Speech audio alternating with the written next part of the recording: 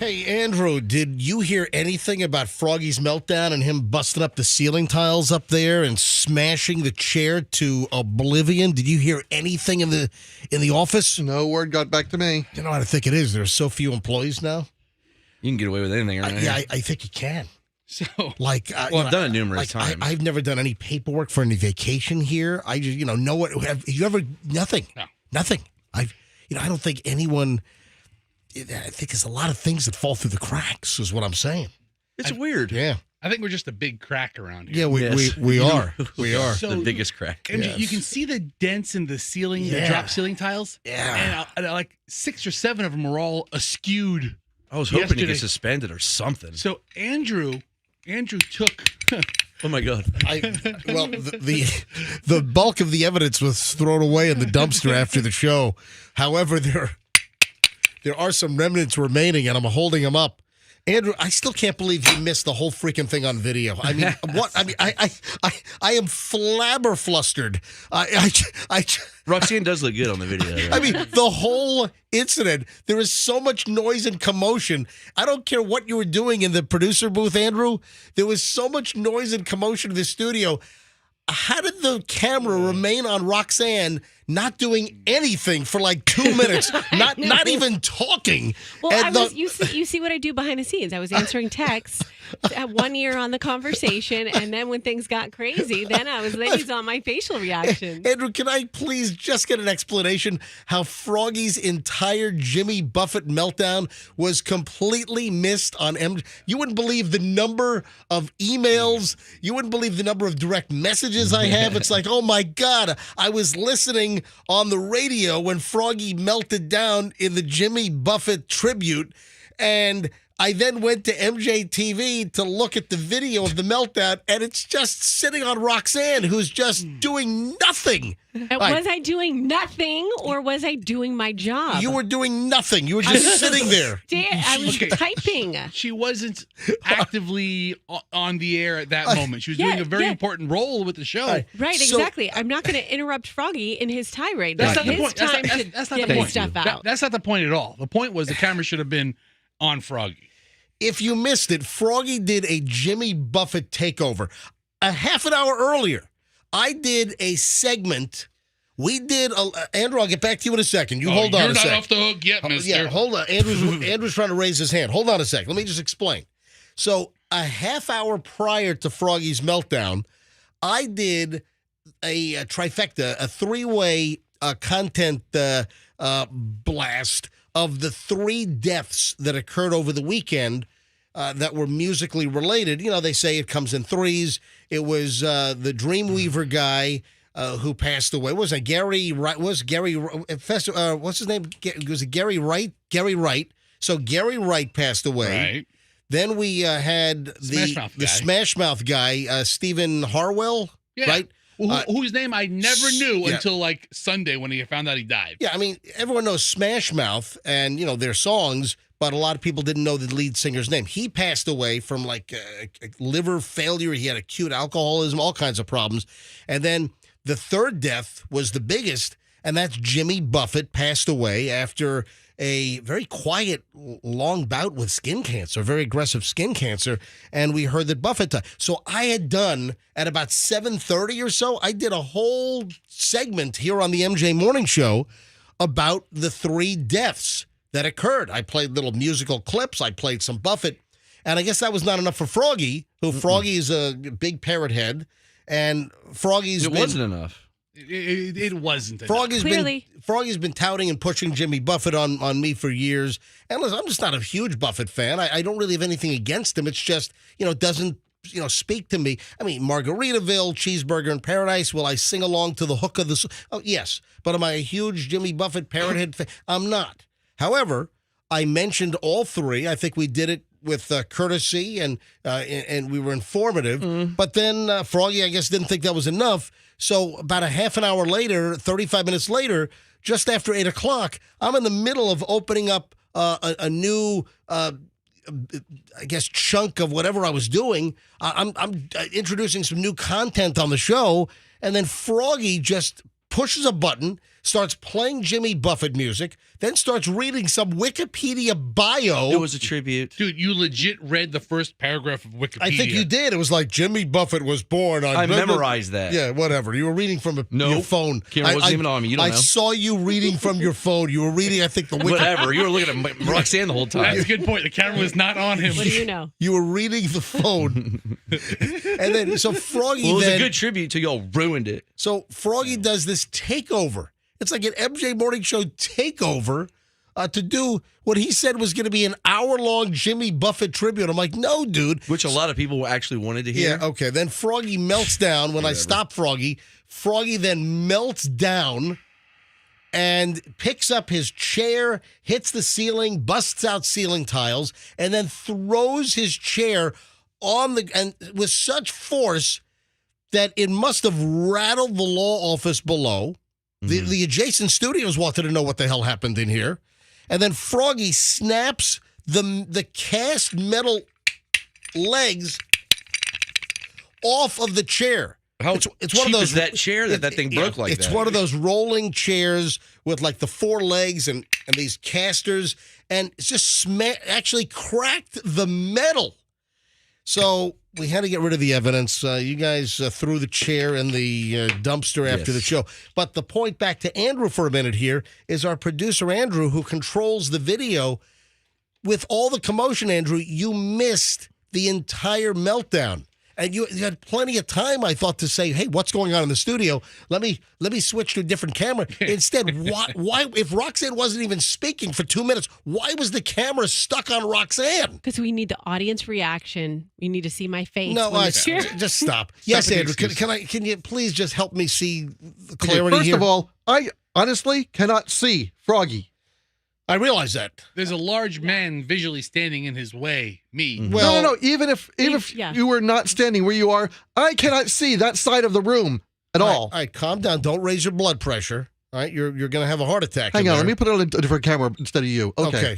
All right, so why don't you just get Roxanne putting on her makeup put on right now? Is that Roxanne I already now. got that earlier. Put on Roxanne. That's all anybody wants to see. Get Roxanne with the chunk of concealer underneath her right eye. You That's how it understand? starts. We would probably have more web hits on our MJTV if we just left the camera on Roxanne. Oh, but you missed the entire Froggy flip out, and there was like 2 minutes of flip out. How do you miss that? It's almost like you went all like Stevie Wonder. I'm trying to protect him. Ray Charles, Helen Keller. I mean, it's like, you know what? Not Stevie Wonder, Ray Charles. You went Helen Keller because all senses were gone. You just missed a very important thing that he said. No, Yeah. What? He said he was trying to protect him because Andrew is a very like by the book kind of like got your back guy, and he didn't want video evidence. All right. Sure, you threw out the evidence, but if we had that on video, Yeah, but All right. still. So all of the excuses here are spiral. The real answer is MJ. His studio sucks, and when he's doing one thing, he can't see the camera. If he's pulling up music for the Jimmy Buffett tribute, he can't position himself at a completely different angle to work the thing. Anyway. It's his fault, but it's not his fault. But it is his fault. Froggy's it is my fault, yeah. Froggy's on a low chair right now because he smashed his higher chair. He broke his good chair. Now Froggy's chair is even The worse. chair company needs to hire Froggy to do like integrity tests on their products. All right, 6:09, just getting rolling. I think the audio sounded pretty good, but I wish I had the I video. don't know. Ask Roxanne. All right, She's listening to them. 6:09 at the MJ Morning Show, just getting rolling here on a Wednesday. Pat's got traffic. Who just smashed their microphone? Oh, God. My God. Yeah, try not to smash your headphones into the microphone when you take them off. This is my brace. All right, Pat, what's going on? Pretty much looks like that construction on I-4 westbound right around the Polk Parkway County lines wrapped up now. A little minor accident in the same area off to the side.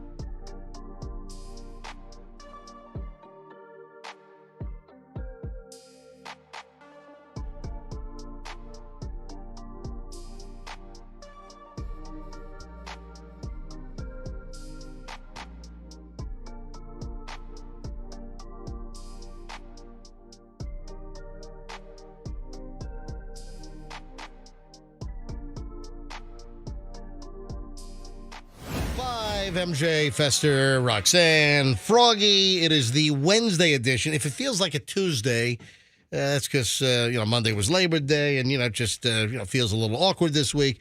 But with Monday off and feeling like we're a little earlier in the week than we are because it's actually Wednesday. Just remember that we get to Friday a little quicker, so that's kind of like a little bonus. You get Monday off, and then you're quicker to the weekend. So if you're counting the hours, especially if you hate your job, that that makes the week feel a little better for some of you. All right, Thanks for breaking it down like that. Hey, no problem. All right, so I've got this tattoo story, and it's about this woman that had her whole face covered in a tattoo.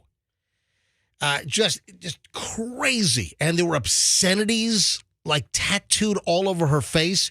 But there's more to the story, and there's sort of a lesson to be had here, and it's don't lose control of your faculties. Don't get all liquored up and drunk. And this lady's story, she's like late 30s now. She's like 37 years old, and she's had a rough time. She's got some mental illness issues. She had some abusive boyfriends along the way. But here's the deal. Her whole face was covered in tattoos with obscenities written all over her face. I mean, crazy. So, Fester, you got to bring up the picture to show everyone in the studio. And we'll have Andrew put the story and the image of her also on our website. We'll have it up, shortly on mjmorningshow.com and as heard on. So we have a little section on our website up on top generally that says as heard on the MJ Morning Show. So if we talk about videos or a particular story, we'll put the link on there in many cases. The woman's name, Taylor White.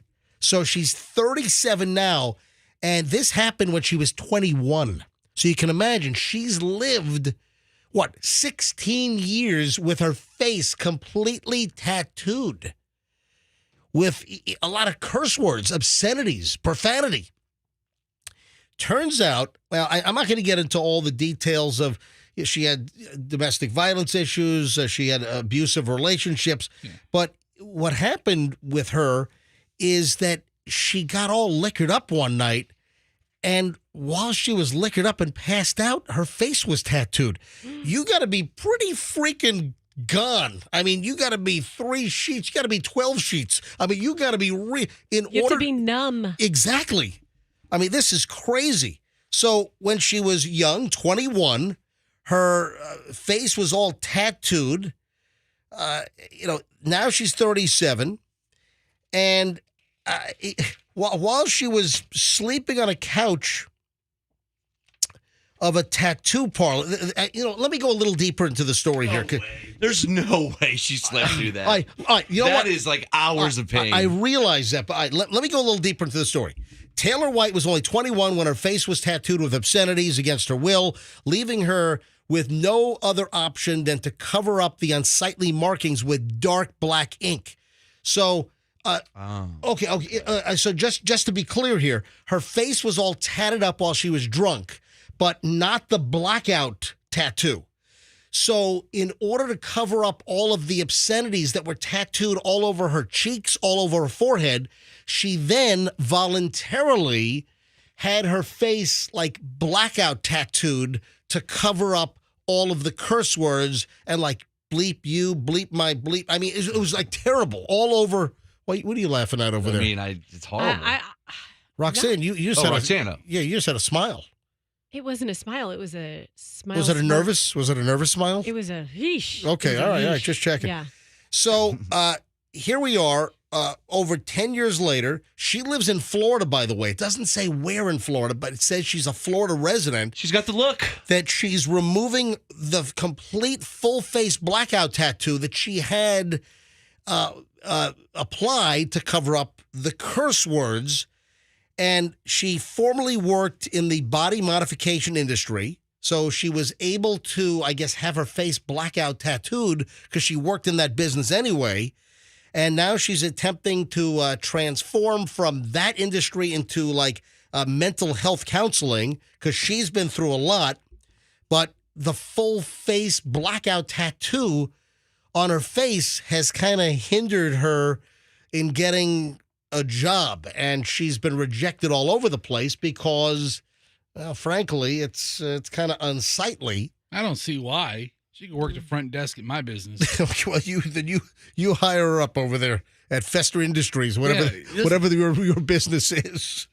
I think she'd do better at like a call center or something right now. A remote job. I see all Yeah. these ads online about these great remote jobs. Yes. Can't you take reservations for Delta at home? Listen, I feel bad for her. Don't make things worse, Roxanne. No, I'm just saying you have to, if she needs employment now, then you have to think of where you're not going to be front and center until you get that taken care of. So let me go back in time. She's now 37, but she married a member of the U.S. military, later divorced her for a woman that he met in Iraq, leaving her homeless and sleeping on a couch of the tattoo parlor where she worked.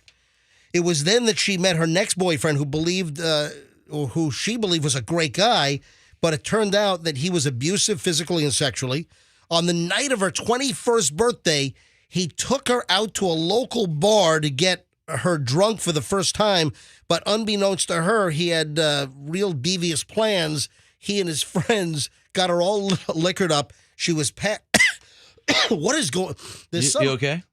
No, there's some like dust or powder in Dude, this. if you want to know what it is, it's remnants. What from, is it? It's remnants from Froggy's ceiling spike. I'm with like the chair. I'm trying to hold myself back from coughing. There's a bunch of particles in the air left over from yesterday. Oh my God. They probably settled down, but now that we're back in the studio, they got kicked back up again. It's like I'm trying to do the story. I'm breathing in like particles in here or something. Yeah, you're So on her 21st birthday, they get her drunk. She passes out, and they had plans to tattoo her face while she was passed out drunk. And that's when they put all these curse words and all kinds of profanity on her face. They tattooed her while she was passed out drunk.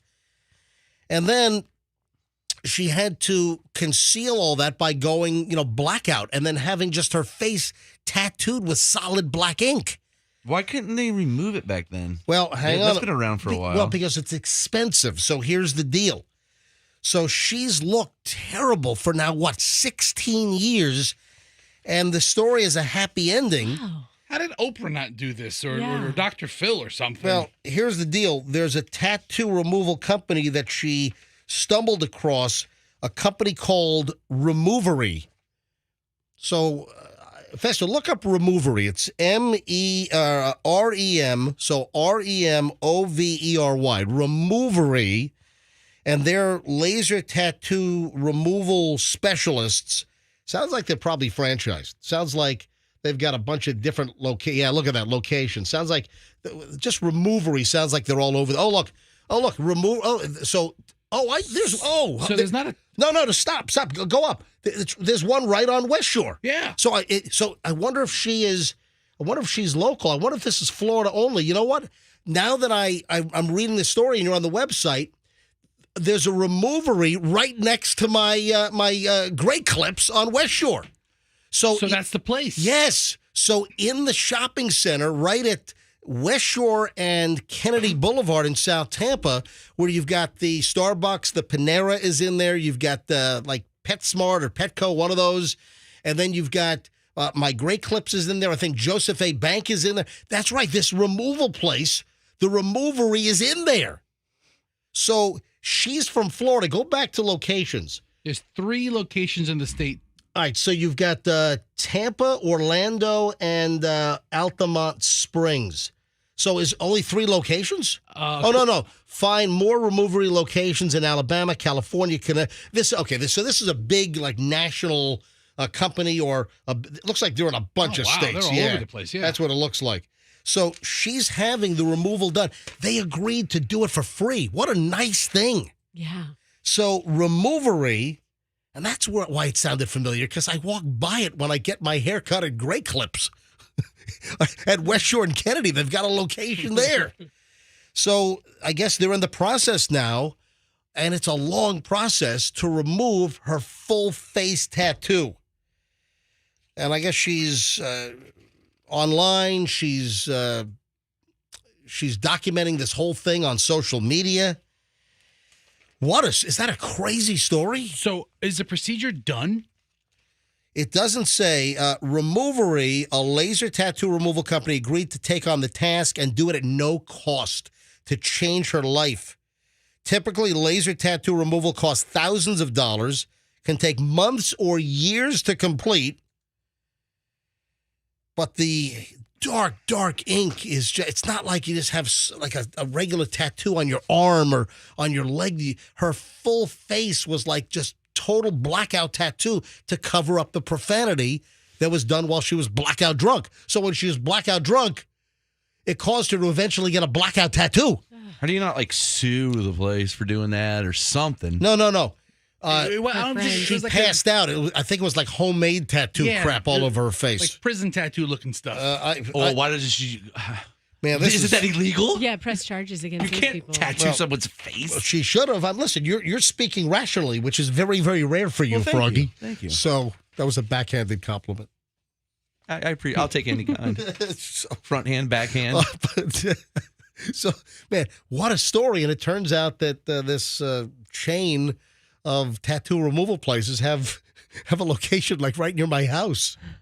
For them. I don't have any tattoos to get removed, or else I would go to them if I was tired of my mom's Right by tattoo. your hair removery MJ, place. do you know how many listeners we have right now that have tattoos they wish they could get rid of? Oh, there's probably a bunch of them. You know, boyfriends' names, girlfriends' names, You want to take some calls? morning show names. Well, grab some calls later on. I think we'd Morning show I days. think you'd be fascinated by that. I love all the radio guys who have microphone tattoos because they love radio so And much. they get fired. You think there are folks out there that have what, Fester tattooed because they love the MJ What? Morning Show? There's a couple of Somebody please tattoo Fester's number on yourself. 813-310-8444. Somebody will do it, man. Yeah. That'd be the best. You want to take some calls next? What, on awful tattoos? Yeah. and Next, later, whenever. This is anytime you want. I'll tell you what. Maybe we'll do some early phone calls in the next segment. Typically, I would do morons in the news, and depending on the call volume, I can probably still get a couple of moron stories. And I'll tell you what. Think about this for a minute. Do you have a tattoo that you would like to have removed? Do you have a tattoo that you regret now having and you'd like it gone? All right, hold on to that thought. And we're back in a minute. I'll give you the phone number in just moments here on the MJ Morning Show, here on Q105. If you're looking...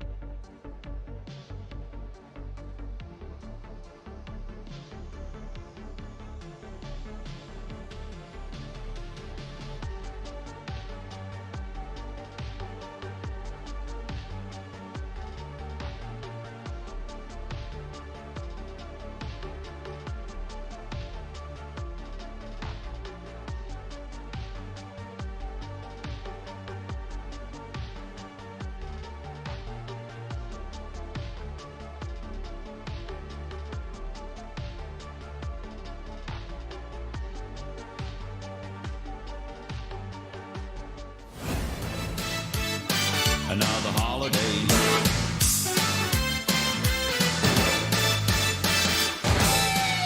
It is 6:41 at the MJ Morning Show. Look at you, Fester the Sleuth. So unbeknownst to me, we're doing the story about the tattoo removal woman who was tattooed horrifically while she was passed out drunk when she was 21, with all kinds of profanity all over her face while she was passed out, and then had to cover up the profanity with a blackout tattoo.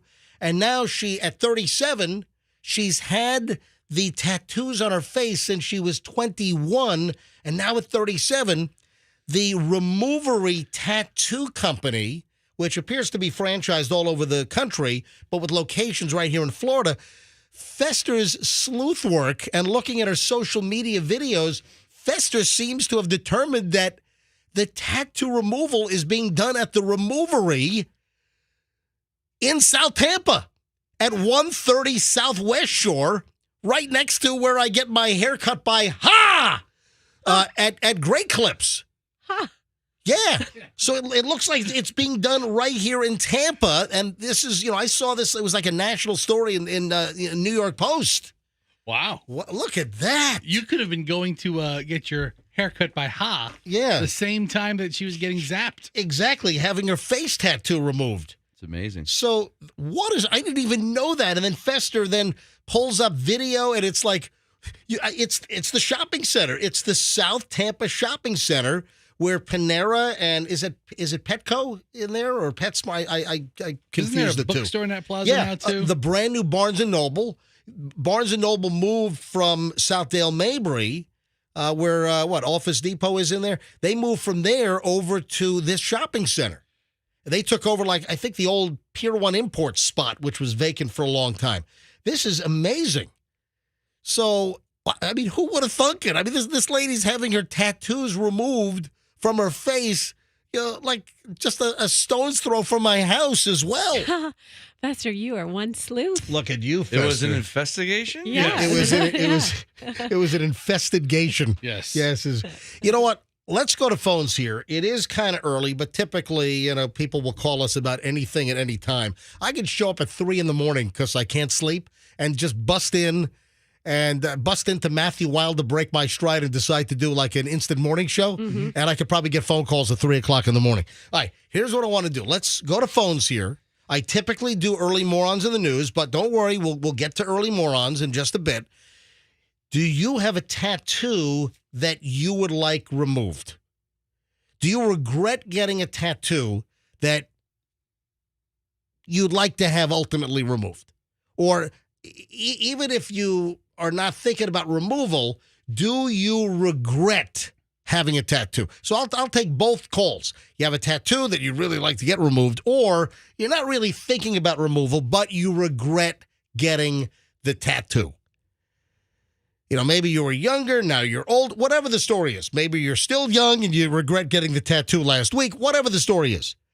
All right, if you got a quickie story to tell me, 800-990-1047. Fire up the phones here, 644 here on this Wednesday morning. Typically we do morons, but because of the laser tattoo story and now Fester's new discovery that the removal is being done, the woman flew into Tampa. Where does she live? I don't know. Okay.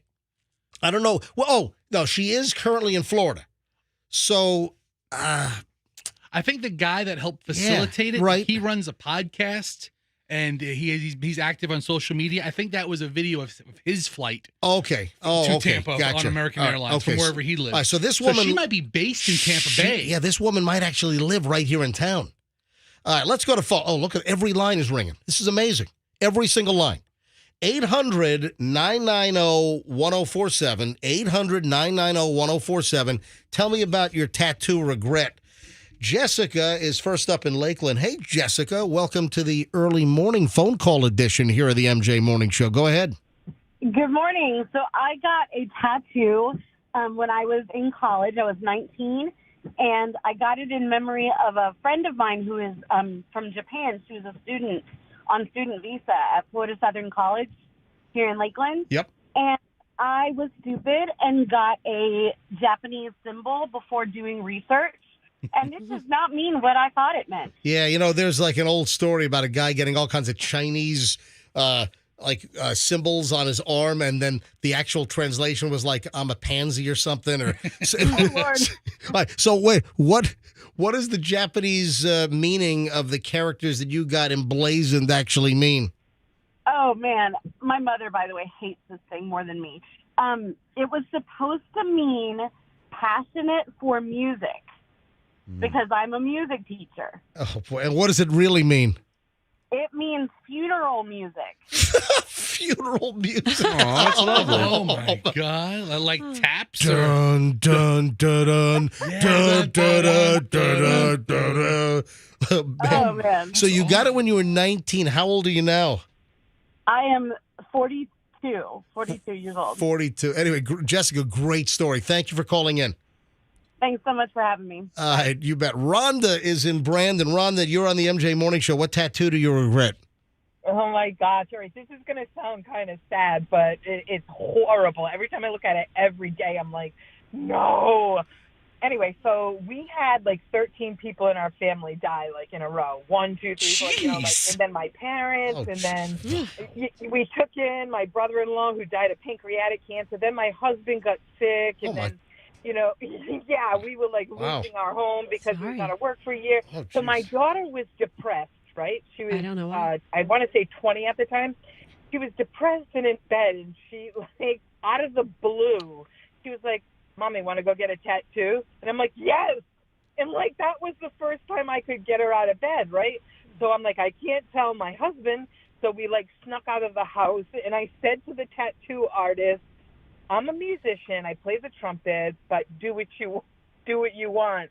I trust your judgment. And every time I look at this tattoo, I go, I like red and whatever. So on the G clef, he put like just part red and then the rest black. And everyone's like, is it still bleeding? Like, what's going on with that? And he used like a really thick needle, and the placement of the music notes are horrid. Where on your body is it?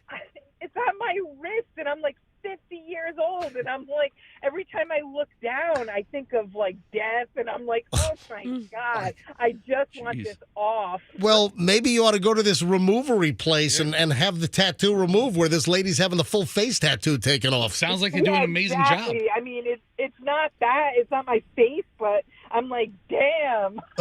God. Hey, thanks for the call, Rhonda. All right, so and I hope that your family fortune has turned around a little bit, okay? Yeah, I hope misfortune has turned to family fortune. There's nobody left. Yeah. So thanks, buddy. Thanks. Love you guys. I love you too. Thanks. So both calls have to do with music and funerals. Yeah, how about that? Ugh. I mean, that last call. Golly. Dun, dun, dun, dun, dun, dun, dun, dun. All right, 6:49. Let me grab two more quickly. I don't want to get too late here.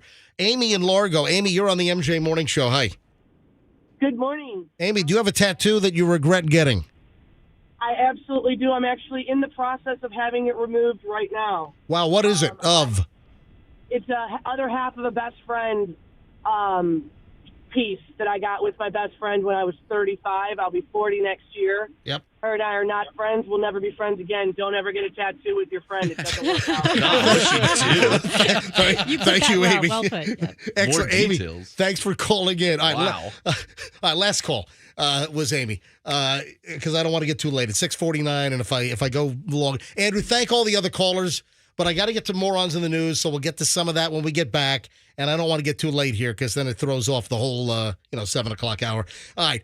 Quick break, back in a second. So I will get to early morons in the news next here on the MJ Morning Show on Q105. Stand by.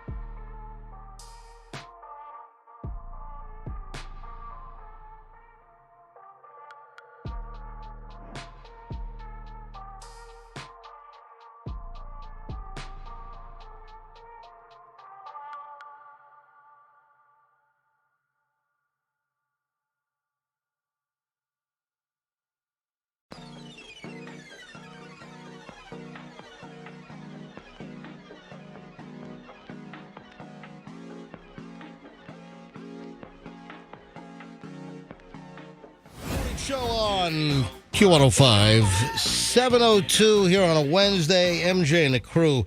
Hey, so morons in the news delayed a little bit because we took some spontaneous phone calls on tattoo removal and regretful tattoos because of something we talked about early in the first hour here on the MJ Morning Show. So do you remember maybe 2 weeks ago or so, I mentioned a story about a person that put their rent through like the rent slot of the management office at the apartment complex, and some bad employee stole the rent.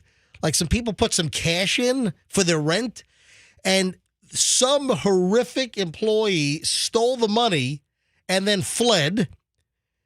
And then the apartment complex said that the renters were still responsible for paying the rent, even though they thought it was a reliable situation to put the money in the actual rent slot in the door of the apartment complex management office. Remember that story? Remember we did that? Yeah.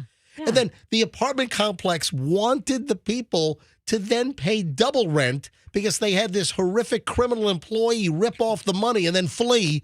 And they said, oh, no, the renters are still responsible for paying the rent. We didn't get it, so you got to pay your... So these people were then required by the apartment complex to pay the rent twice. I'd be like, screw you. You know, yeah, no way. So I don't know what the ultimate resolution there was, but I've got another awful, awful rental unit story in an apartment complex. This is awful. This is in Dallas.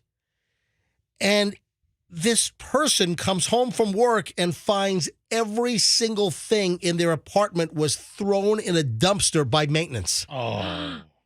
Every single item in their apartment was thrown in the dumpster. Isn't that illegal for the landlord to do that? I mean, unless they're cleaning out an apartment, but they must have got the wrong number. That's exactly what happened. Oh. So they had a delinquent tenant, somebody that was issued an eviction notice, somebody that wasn't paying rent. So they went in, according to, I'm sure, the lease and the contract, they went in to evict the individual, remove all of the contents from the apartment, throw them in a dumpster in the parking lot. Guy comes home. His place is wiped clean. Guess what? They have the wrong unit. Wow. Oh, my God. The wrong freaking unit. This is from Fox 4. This is a total morons in the news story. How do you get the wrong unit? And then it gets worse. The apartment complex says that he has no rights to be reimbursed. What do you? You better call Saul. You call somebody. You better call Saul, man. Oh my God. This is out of Dallas. It says that everything that he and his daughter own were thrown in a dumpster after the management of his apartment building said they accidentally ordered maintenance to clean out his rental apartment instead of the unit that was actually delinquent. Turns out the apartment management had the wrong unit number. Now the man says he's out tens of thousands of dollars, but the building management argues that he never should have been living there to begin with. What? After Johnny Abney spent years building a life for himself and his 9-year-old daughter, everything is now gone. Clothing items, all his groceries. They cleaned out my refrigerator, right down to the shower curtain. The items weren't stolen. They were thrown in a dumpster by the order of the management at the Hamilton, the high-end mid-rise apartment building where Abney lived. In the Deep Ellum neighborhood of Dallas, Texas. They came to my door, cleaned everything out of my apartment, clothes, my daughter's clothes, toothbrush, bathing items, left with nothing. It's all in a police report that he filed when he returned home from work back in late July to find his apartment door unlocked and everything gone. Contents cleared out. Well, you're talking about, tens of thousands of dollars to replace all that. You can get that. If he can get that money, that's great. But think about like his personal effects and things that can't be replaced. I had something really, really odd happen to me. I'm going to tell you that story in a second. I had something really, really strange. You got evicted from an apartment that you're in? Hang on. I'll explain in a second. A little MJ personal story coming up in a minute. All right. So according to the police report narrative, a leasing agent on site said there was a misunderstanding and maintenance accidentally cleared out Abney's unit instead of the unit next door to his, where a tenant was being formally evicted. All of Abney's belongings had been thrown in a dumpster hours earlier and picked over by other residents. Sure. So wait a minute. Are you telling me is this like a sport in apartment complexes when someone gets evicted and they throw everything in the dumpster? All of the other tenants come out like cockroaches to see what they could grab, like a rummage sale out of the dumpster? You know, I've been noticing Fesher doing that to Jackie's cubicle. I was just in Wacky Jackie's He's been cubicle. taking all of her stuff. Pilfering? I took her stapler.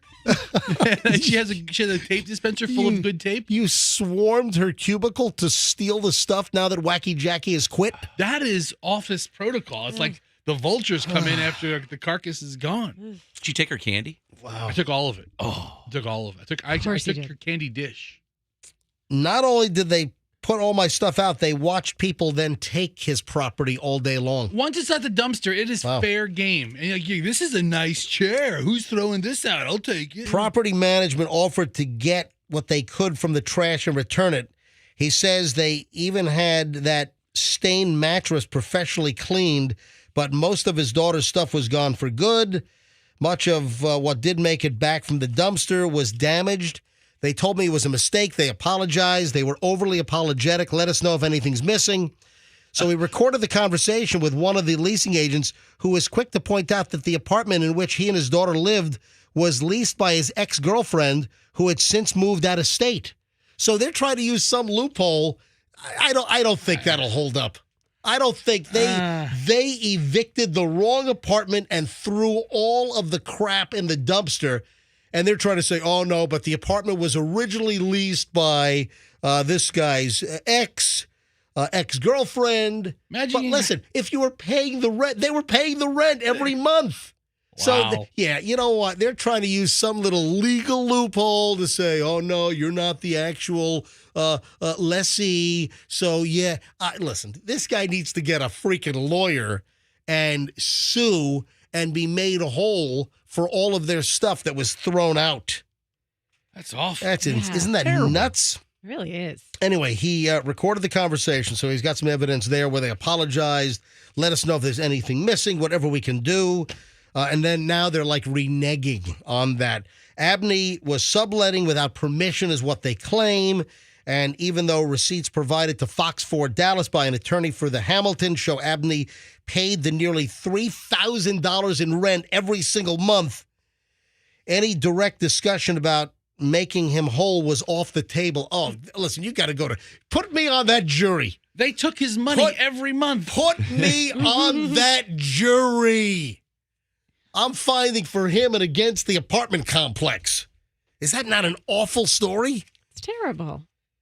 Imagine your whole life is thrown in a dumpster and then the vultures of the apartment complex start picking over like a turkey carcass at Thanksgiving. And then they're taking the side of like, oh, no, your fault, not our fault. We were just doing what we were supposed to do, evicting someone. They're judging. All the apartment neighbors are judging your clothes. Like, this is gonna fit. So when Fox 4 in Dallas tried to talk to the apartment complex, their I-team investigator, Fox 4 Dallas, when they try to talk to the apartment folks, they're like, oh, no, we can't discuss anything with you or anybody who is not on her lease. That's according to the apartment manager. Yep, legally we can't discuss anything. Yeah, according to, a lawsuit that Abney has now filed against the property management company, they gave him 24 hours to fill out his own rental application or face his own eviction. So they're like CYA now. They're covering their ass, blah, blah, blah. Anyway, listen, if I were a Dallas resident, I would love to have jury duty on this case. I mean, I feel so bad for this guy. Management companies, apartment rentals. Listen, there are some horror. Many people have good experiences, but there are some horror stories. Absolutely. like the one we told you a couple of weeks ago where the people put their rent through the slot in the management office door. You had a bad employee steal the cash and flee. And then the apartment complex tells the people, nope, you got to pay your rent again. No, I don't. I already paid it. I can't help it if you had a bad employee that stole all our rent money. What's your personal story? Oh, how much time do I have here? Not much. All right, quickly. This won't take long. I was in New York, and this was the first time I was in New York City working in radio, and the company put me up in a hotel. I was in like 3 different hotels until I found an apartment to rent. So I was living in a hotel for about 30 days. And they moved me to different hotels. And one of the hotels I was in, I had like 2 suitcases, all my stuff, all my personal effects. I came back from, I think, work one day, and I get into the hotel room and everything's gone. I'm like, oh my God, I've been robbed. They even stole my toothbrush. Yeah, seriously. I'm like, I walk into the hotel room. This is in Midtown Manhattan. And every single thing is gone. My suitcase, my clothes, everything. I like some electronic. Everything gone. Personal effect. The room was cleaned out, but my key still worked. I'm like, son of a, I've been robbed. And I called down to the front desk and I said, yeah, I think I've been robbed. And then they're like, oh, let's see, room 1152, whatever it was. Oh no, sir, we show you're not in there. We show that you're supposed to be checked out. I'm like, well, where's all my stuff? There was some kind of a clerical error, and housekeeping or security picked up all of my. They thought I abandoned the room and left all of my stuff in there. So they had collected everything and put it somewhere downstairs. And so I got everything back. They didn't chuck it in a dumpster. No, right? luckily, they held everything. I'm lucky. They could have thrown it all away. So that's my little crazy story. And, it was like half an hour of like my heart was racing. I'm like, what the hell's going on here? All right, 7:14 at the MJ Morning Show. Oh, you're not going to believe what I saw fly over my house yesterday. Oh, so many options. Let's see, a bird. Hang on. I saw something fly over my house yesterday. I just thought it was kind of cool. And then you look up the details on this thing. Wait to hear this coming up in just a bit. Also, we didn't talk about those Burning Man douchebags. What? I don't understand. Is that like an EDM thing, a dance thing? No. But I think it is. Dance music. It's a lifestyle, man. It's a hold on. Well, we got to talk about. We got a lot of things we got to talk about. Also, the Gen Z sex problem. Do you know about the Gen Z sex problem? No. There's a big Generation Z sex problem. We have a lot to get into. Long chunk of the MJ Morning Show. An hour and 20 minutes of nonstop MJ is next. So whatever you do, don't move.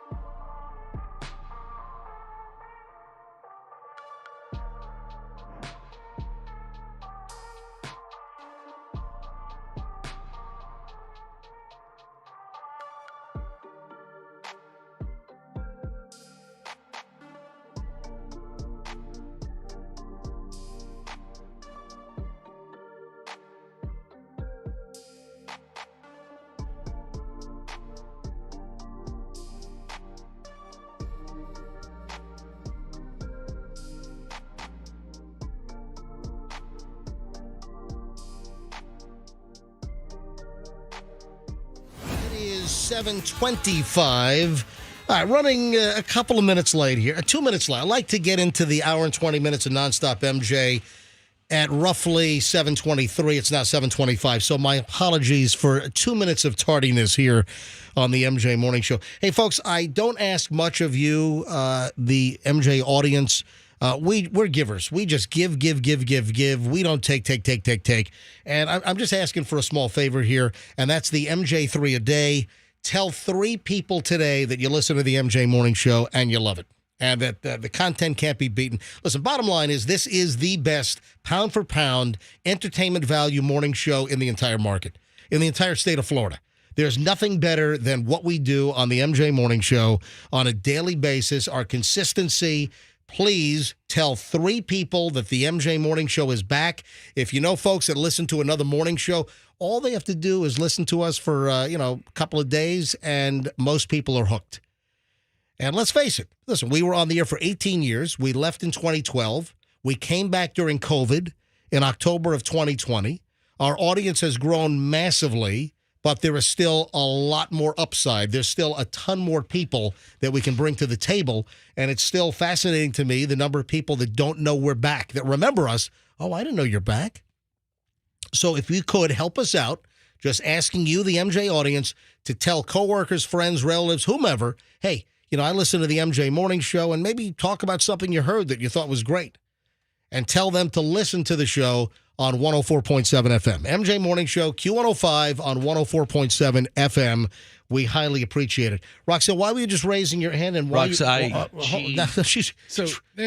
ran out of the studio. Okay, there's something happening. Hold on. So she might have a family issue, maybe? I don't know. Roxanne just raised her hand like she wanted to say something. And then as I'm about to go to her, she's racing out of the studio. I think it was her raising her hand saying, there she I'm is. dipping out. Right. Hey, Rox. Mike, I mean, all right. you vacate the studio like there's a fire drill like 3 times a week. Yes. So no, you raised your hand. I was going to you because you wanted to say something, and then you get up and you bolt like your pants are on fire. No, this is what happened. During the previous break, I FaceTimed my kids. Yeah. And they're on their walk to school. So last break, I FaceTimed, and Doug's like, I can't have you talk to Evelyn right now because she's too far ahead of me. So he just called back 3 times in a row. So in my mom brain, I'm like, oh my gosh, something happened. Why are you calling me? So he's just. Why would he call you 3 times in a row? You're on the air. We do a radio show. I don't know. It's not like you're sitting at a desk with a pencil and a calculator. Yeah, I know. But maybe she does have a pencil. So she's halfway there. Yeah. So I just my heart is racing right now because I just 3 phone calls in a row. Your kid must have been run over by a garbage truck.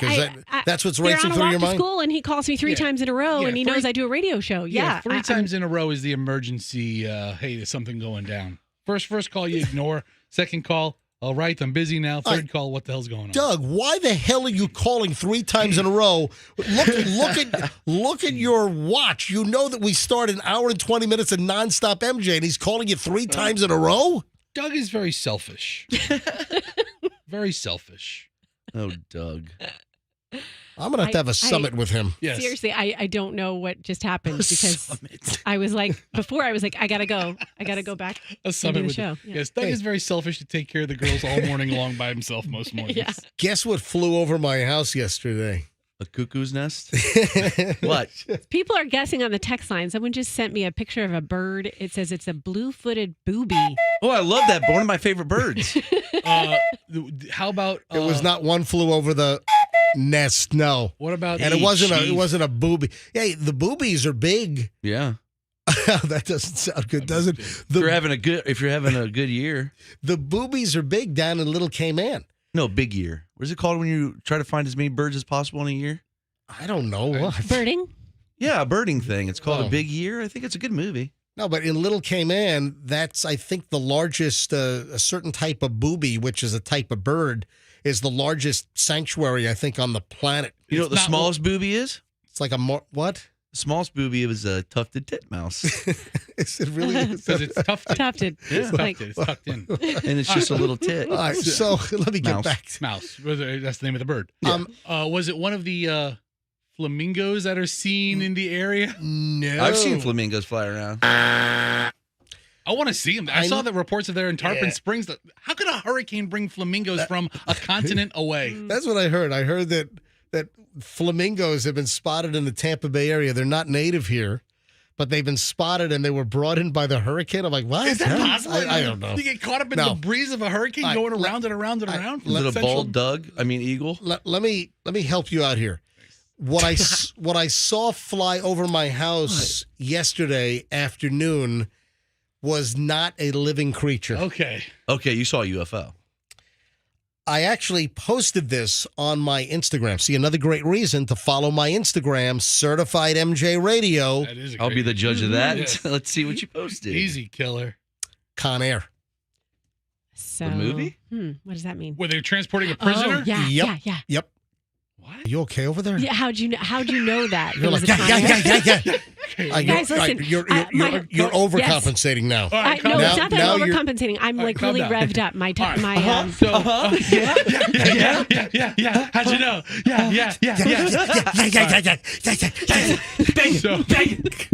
So first of all, they must have been transporting a prisoner via air. Yeah. And they said, let's buzz MJ's house on the way into the airport. So I live in South Tampa, and depending on which way the airport runs and, when they take off, whether they take off on 19 left or right, if they take off on 19 left or right, that comes south over South Tampa.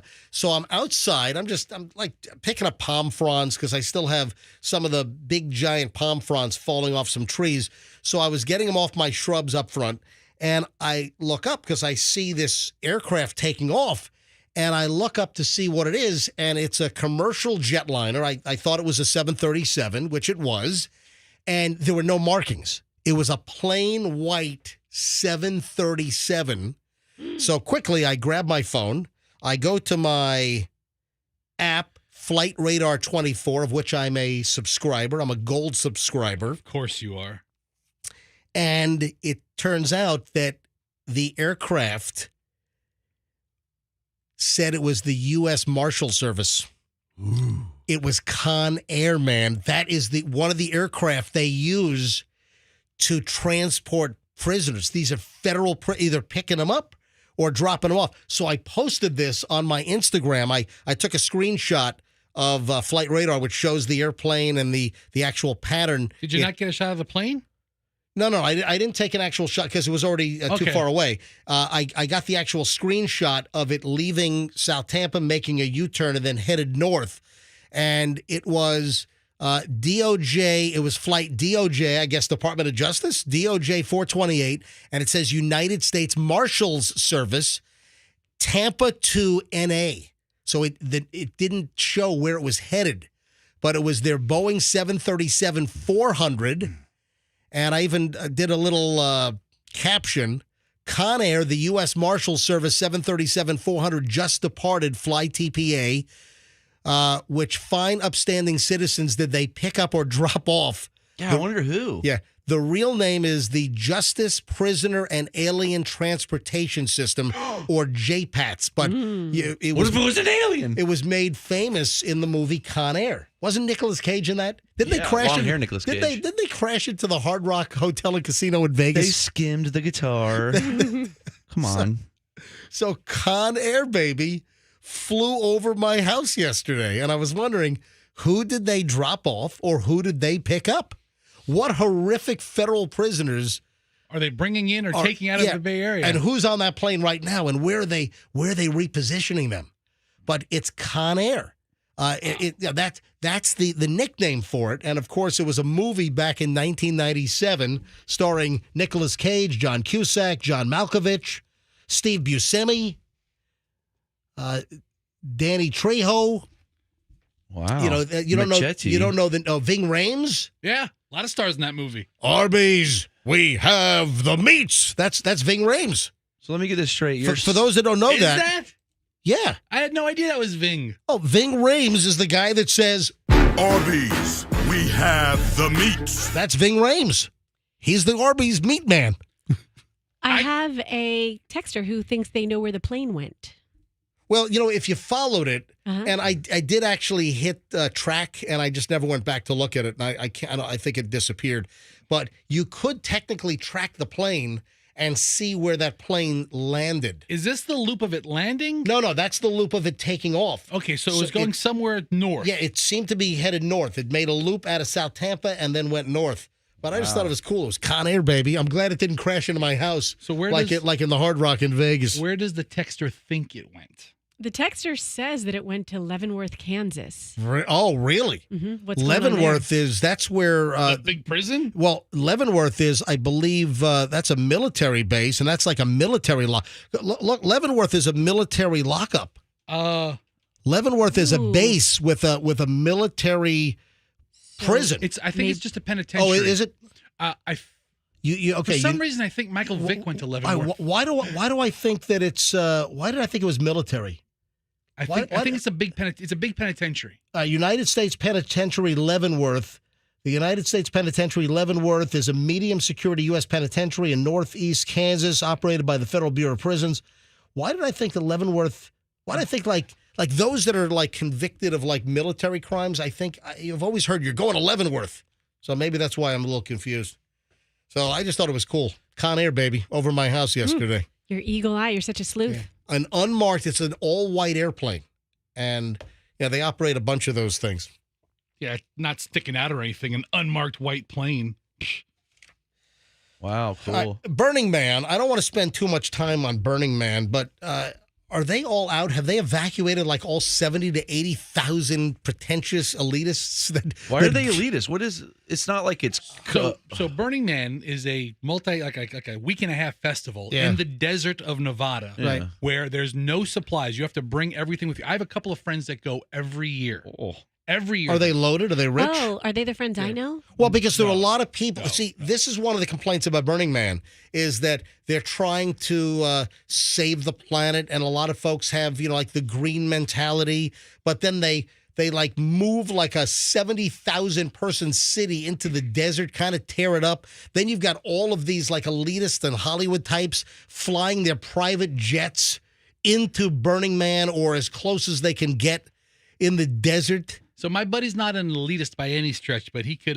This is in Nevada. He could put a couple of bucks together to do something if he wants to. Right. Do it. So I think tickets are like $2,500 Yeah, each. they're like I think some tickets are as cheap as like $1,500, but they're like $2,500, $3,000. I guess it depends on your level. And can you imagine? That is a lot of money. 70,000 plus people, between 70 and 80,000 people, at let's say an average ticket price of $2,000, 20. That's a lot of money that these organizers make. And then they have this like big giant Burning Man on a mound that they light on fire. on the last day, the man burns. But this year it was a mess. Yeah.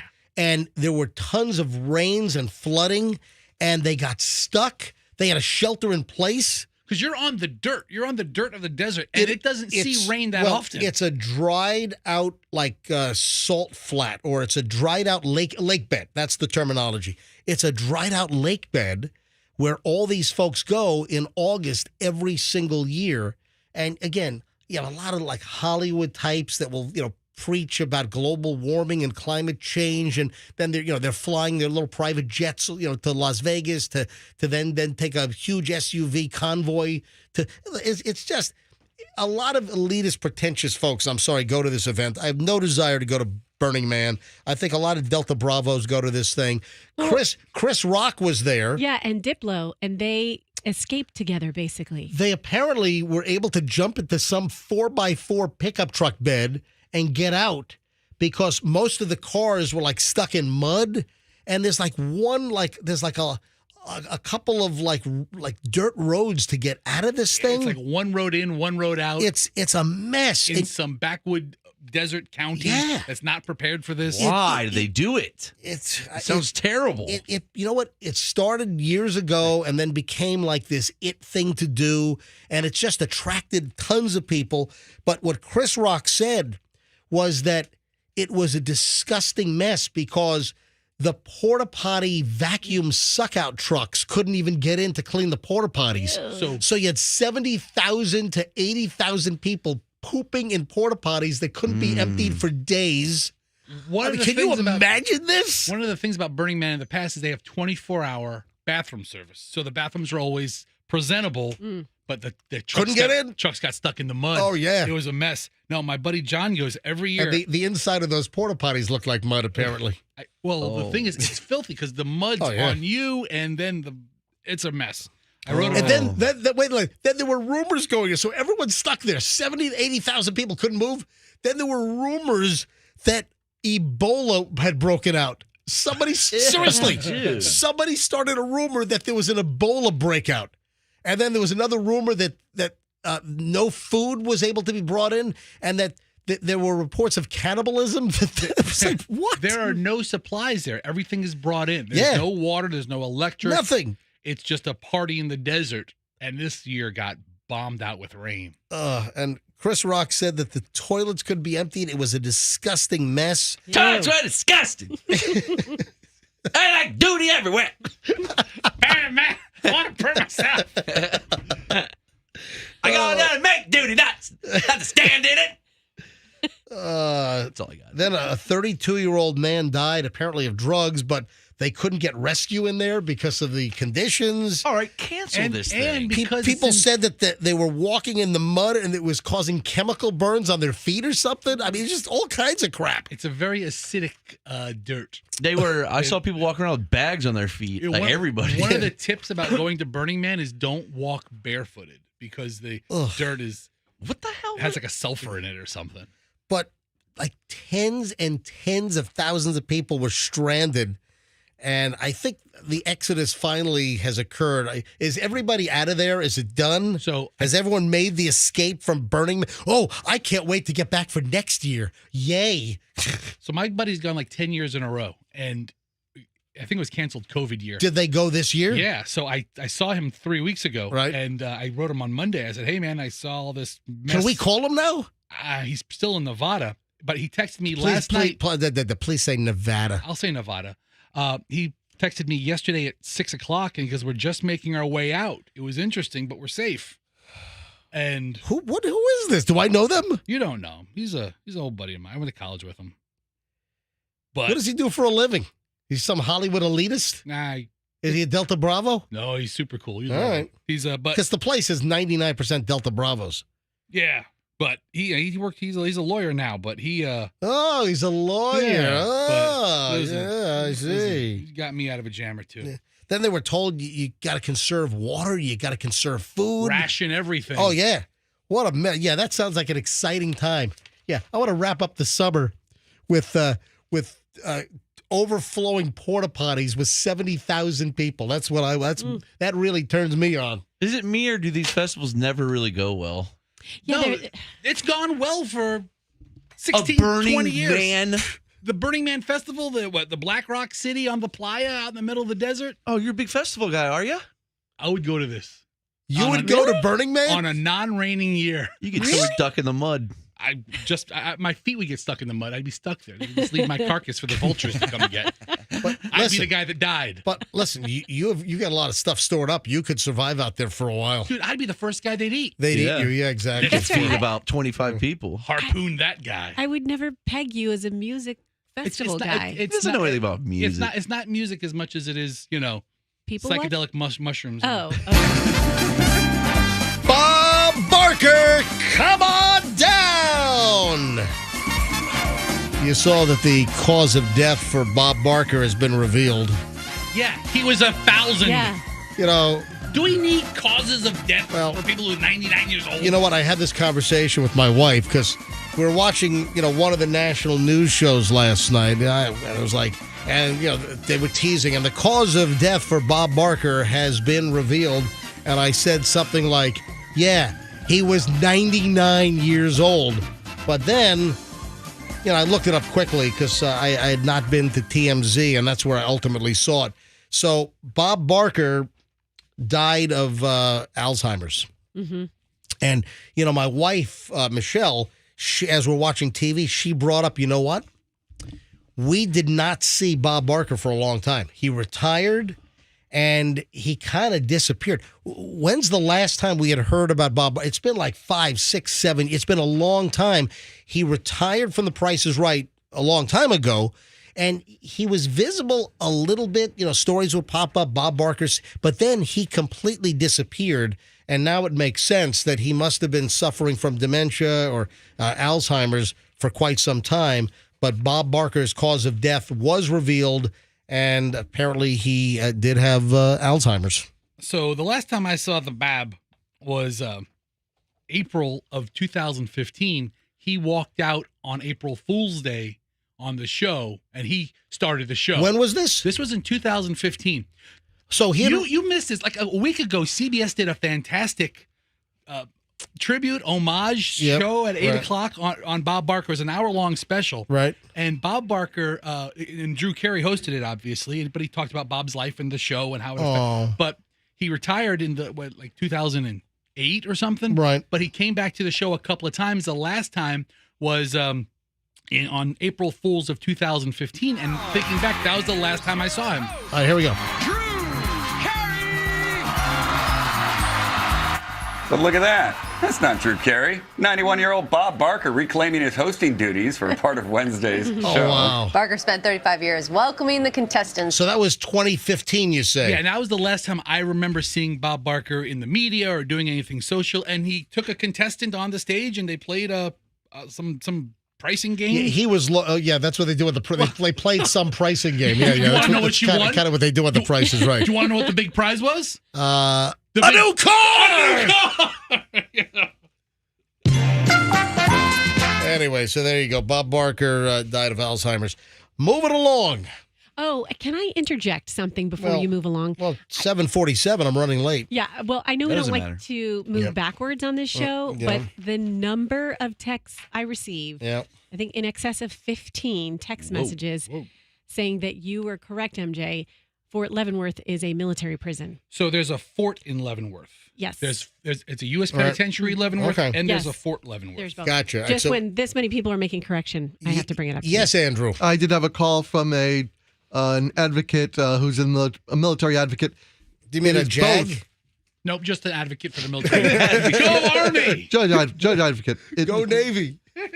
Both military and federal. Gotcha. Okay, so that's why. Because I always associated with you're going to Leavenworth, you know, and it was like military related. All right, thank you, Roxanne. So you interrupted to essentially prop me up. Yes, to prop you up. Right. I didn't want you to go through the rest of your day thinking, gosh, I could have sworn I was right about And that. I'm just I guess I'm an idiot. You didn't want me to go through the rest of the day thinking I'm just a dumbass. Listen, I'm telling you, that's where Michael Vick spent his sentence out in Kansas for dogfighting. Did he? Yeah, that's how I was in Leavenworth. In federal penitentiary, I guess. I didn't know that. Yeah. All right, so let's talk about. Hey, Andrew, what was my teaser? I want to make sure I have the I know what I want to talk about. Bring up my teaser from yesterday. So what I do, folks, little inside MJ Morning Show behind the scenes, is as soon as we finish the show, just before 10 o'clock every day, just after we finish, I record a little, 10, 15-second promo, just an item that we're going to talk about tomorrow. And I'll say, hey, coming up tomorrow morning, 7:45, blah, blah, blah. Coming up tomorrow morning, 8 o'clock. And I tease the item. And that's what I'm going to talk about right here. So do you have the promo from yesterday? All right, roll it. Listen to this. Oh, it's the car line competition. What are moms doing now? 7:45 tomorrow morning, MJ Morning Show on Q. All right, so there you go. That was yesterday's little promo. Ran all day yesterday. So here we are at 7:49 now. So car line competition. What's going on? So a car line competition. Roxanne, would you like to guess? Fester, Froggy, anybody want to guess? Okay, well, here's the deal with car line. If your school gets out, let's just say round numbers, 3 o'clock, right? You have a couple choices. You can either get there at like 2:30 and be the first one in line, but then you're waiting for 30 minutes. Yeah, no. It doesn't have to do with time? No, nothing Beating to do other parents, competition? No? Nothing to do with time. All right. More of a vanity situation. Selfies in line in the car line? You're getting closer. Okay. Getting a little warmer here. Yeah. Put your hand on that hot plate. Getting warmer. Car line competition. And let me narrow it down. It's more of a mommy. More of a mother. A female car line competition. Like the hot moms, they try to dress up. You're getting warmer, hotter. Okay. So leading up to car line, leading up to this year's return to school, there was a dramatic uptick in Boob jobs. your Ow! I'm touching my wiener. Butt lifts, BBLs. Everyone's very close. Nope. Just mommy makeovers, Botox, fillers. For whatever reason, this particular year, plastic surgery centers and these aesthetic places, just more, an increased number of mommies getting filler and Botox, and they're calling it the car line competition in order to look good. Because, mommies want to look good in front of other mommies, and there's this kind of like this competition to kind of, look, a little better than everyone else in the car line. And I guess we saw a marked increase this year in the number of Botox procedures, fillers, and I'm sure that it would probably include some plastic surgery and more invasive procedures as well. You know why that throws me a little? Does everyone in here I feel like I'm invisible in my car. I wouldn't feel like people would be looking at me. Like, I think the car line is the last place to show off your mommy makeover. Can people even really... Don't you feel invisible when you're in your car? Like, no one can see you? I have these things called glass. Limo tint? Unless you have, exactly. Well, unless you have blackout limo tint, like what Froggy just said. I mean, can you see other drivers in their cars, Roxanne? Yeah, but I'm not looking at them. I just feel very anonymous in my car. Okay, so as a little social experiment, try to look at other drivers in the car line, and you'll see that there's usually a large piece of glass in the front of the car and possibly on the side of each driver where you might be able to get a reasonably good picture. You don't even get close to them. One of the places where it's very dramatic, and you can imagine, one of the places in New York City, like a lot of the private schools and the parents picking up their kids, Upper East Side schools, Upper West Side schools, and it's apparently the mommy car line competition. But I got to believe that it's not just in New York and L.A., I got to believe it's nationwide. Now, if you told me they're like posing on the hood of the car or flipping their hair around like Tawny Katane back in the day, then that sounds like something. Can you imagine you're waiting to pick your kid up? Now, let's go a little younger now. Yeah. Let's move a little younger. Are you talking about Roxanne's reference? That's what I said back in the Tawny day. Katane? That's MJ's favorite reference. How many times have you heard him drop Tawny Katane? No, I've mentioned that you... about the same age as Tawny Katane, I think. Oh, my God. No, I'm older. All right. Okay, get it right. All right. Isn't she dead? She died a couple years ago. She died, Rest yeah. in peace, Tawny. Yeah, Too soon, dude. But I've pointed out on numerous occasions with some of your thirst trap videos of you in a bikini writhing on your pool deck. I equated that to Tawny Katane writhing on the hood of the Jaguar in the White Snake video. I encourage everyone right at this moment to log on to Instagram and give me a follow at Roxanne Wilder and really see if MJ's description of me writhing is even remotely accurate. Well, I think you just like to use that word, writhing. You've posted videos and then you've taken some of the more suggestive videos. Oh, no. You've taken some of them off. Oh, no. Fester, haven't we noticed that? BS. No. That's a lie. Fester and That's I a noticed. lie. No, it's not. Fester I don't and think so. Right? No. Fester and I had a conversation that it's a big time lie. That you had some pictures and videos that you took off. You're full of it. I'm not, Fester. Whoa. Yeah, you listen. Maybe we're not the biggest follower of your page, but I thought there was some stuff up there one day. That's your imagination. That's in the Fester fantasy. It's not just me. Fester noticed the same thing. We had a conversation. It's an MJ Fester dual fantasy. We were talking behind your back. Listen. We had to unplug the microphone I in the had studio. scrubbed nothing. That's right. Roxanne eavesdrops in watch another what room. you say. I didn't talk to Froggy for a year because of that. What did I do? But anyways, back to me scrubbing my pages here. Yes. Okay. Didn't happen. It's your fantasy. So retract that statement. Retraction needed. I'm having Roxanne fantasies of you scrubbing your social media. My fantasy is Roxanne deletes all of her social media. Come on, scrub it. Come on, scrub it, Roxanne. Scrub it. Oh, yes. Down. Oh, yes. Scrub it. Scrub it. Please. Scrub it. Yes. Gross. Take the picture down. Listen, this is because And this proves my point. Oh, Roxanne closed her Facebook page. Oh, yes. Exactly.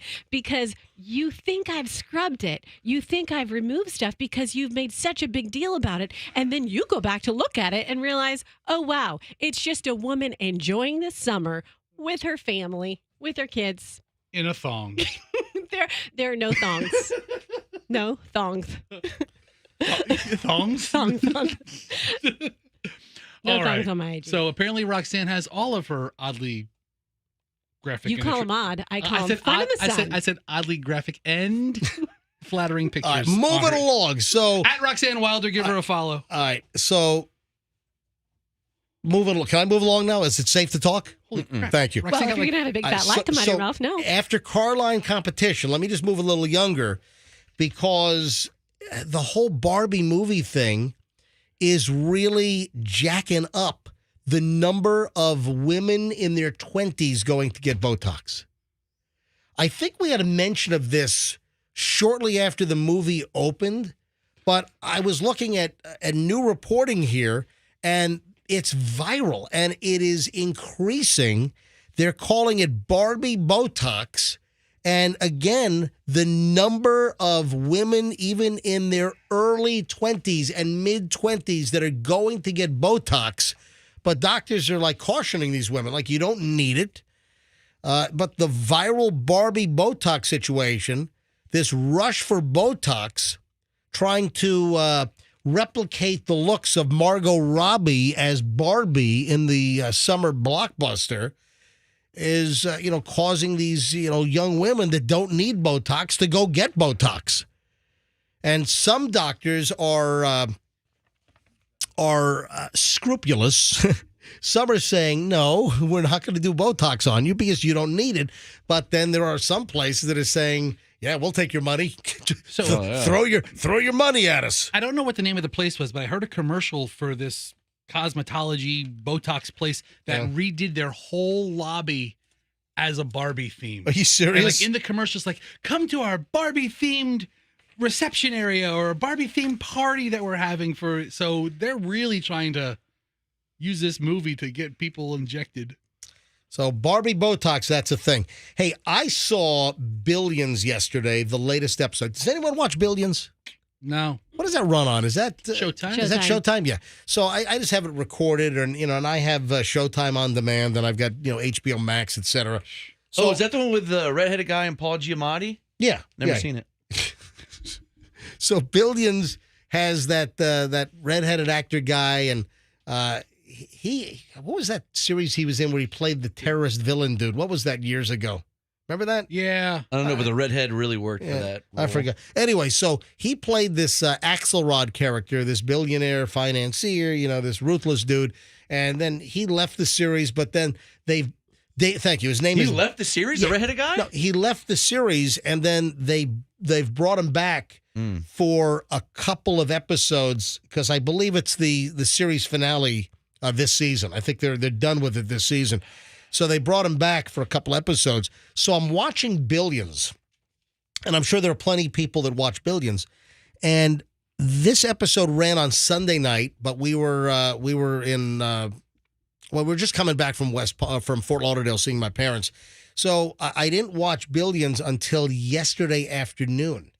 And, my schedule changed. I got the ability to kind of sit back, kick back, and do only one full-time job a day. So I was watching Billions yesterday, and if anyone saw the latest episode of Billions, especially, in the middle of hurricane season, where we just had this big drill with Idalia, off our coast, I couldn't believe how wrong the TV show Billions got hurricanes. They were betting. There was and just timing-wise, it was very, coincidental.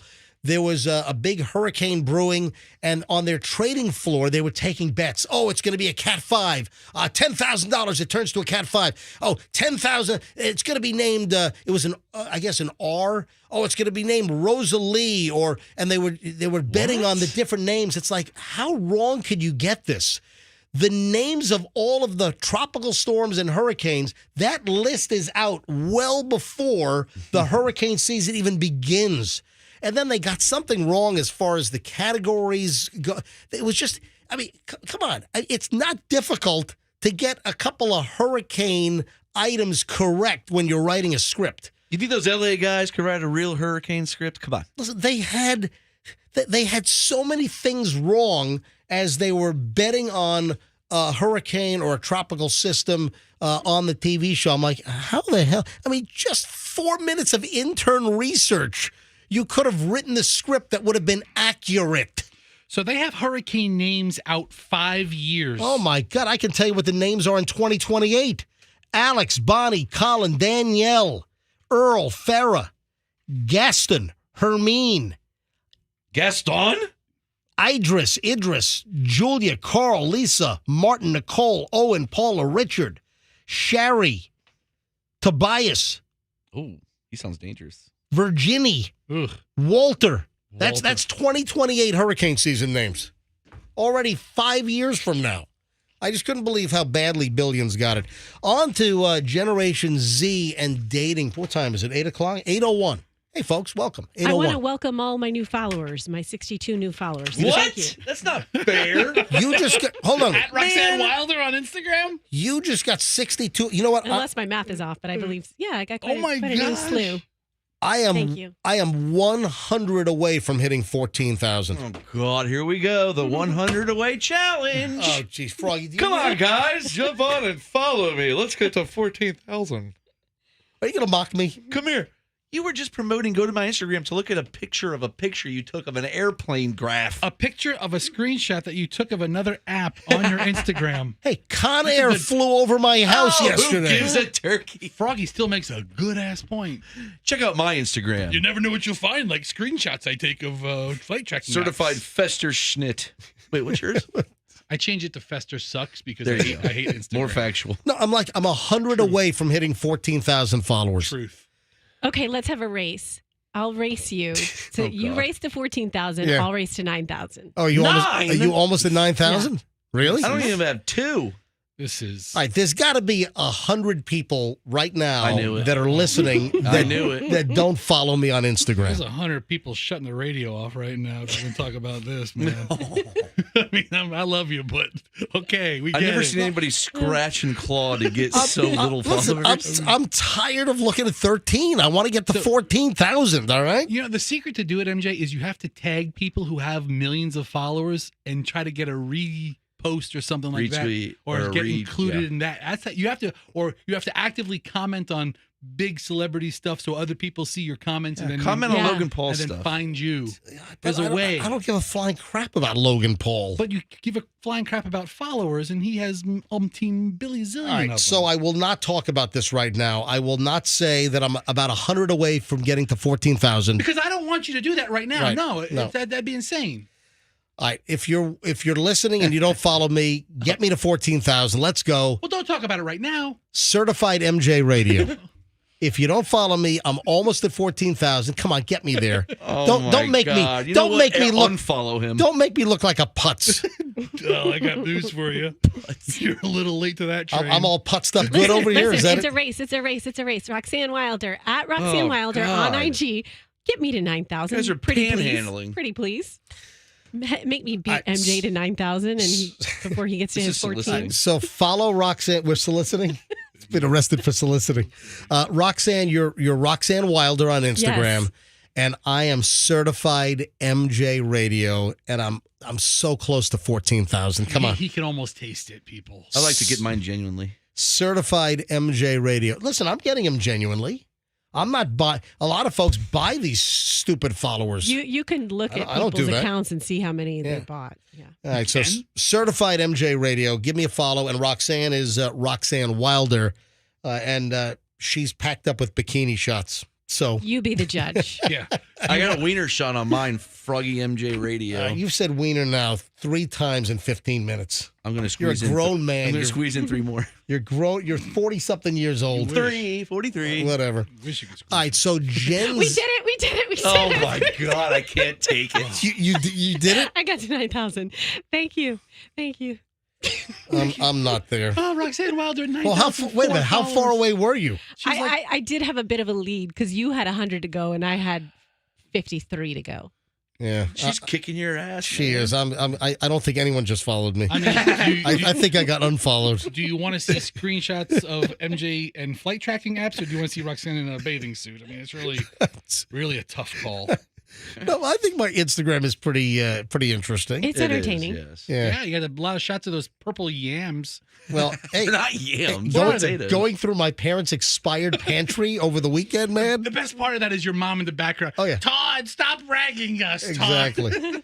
All right, so I'm certified MJ Radio, and I think I'm going backward now. I think people are unfollowing in spite. So You got too selfish. Yeah, if you Push don't too hard. if you don't follow me, listen, I think you'll like it. Certified MJ Radio on Instagram. All right, so Gen Z, we got a sex problem. Do you know what the Gen Z sex problem is? Do you know what home blocking is? Home blocking? Yeah, home block. Okay, we can think about this. I know what cock blocking is. Oh my God! Roxanne, you can't say that. Are you nuts? What the? What? What's the matter with you? I just had to dump you. What the hell? What are you doing? What are you doing? I just had to dump you. Okay. Oh my God! Did I get that right, Andrew? I hope I got that. I think I did. We got to listen back to the feed. We don't know. Oh my! Well, clearly that's going to live on the podcast. It'll live on MJTV. I believe I just dumped that from broadcast over Q105, 104.7 FM Roxanne, on terrestrial radio. Roxanne, you can't say C block. Unless you're in jail. Yeah, You're looking for your room. You're on the C block. Right.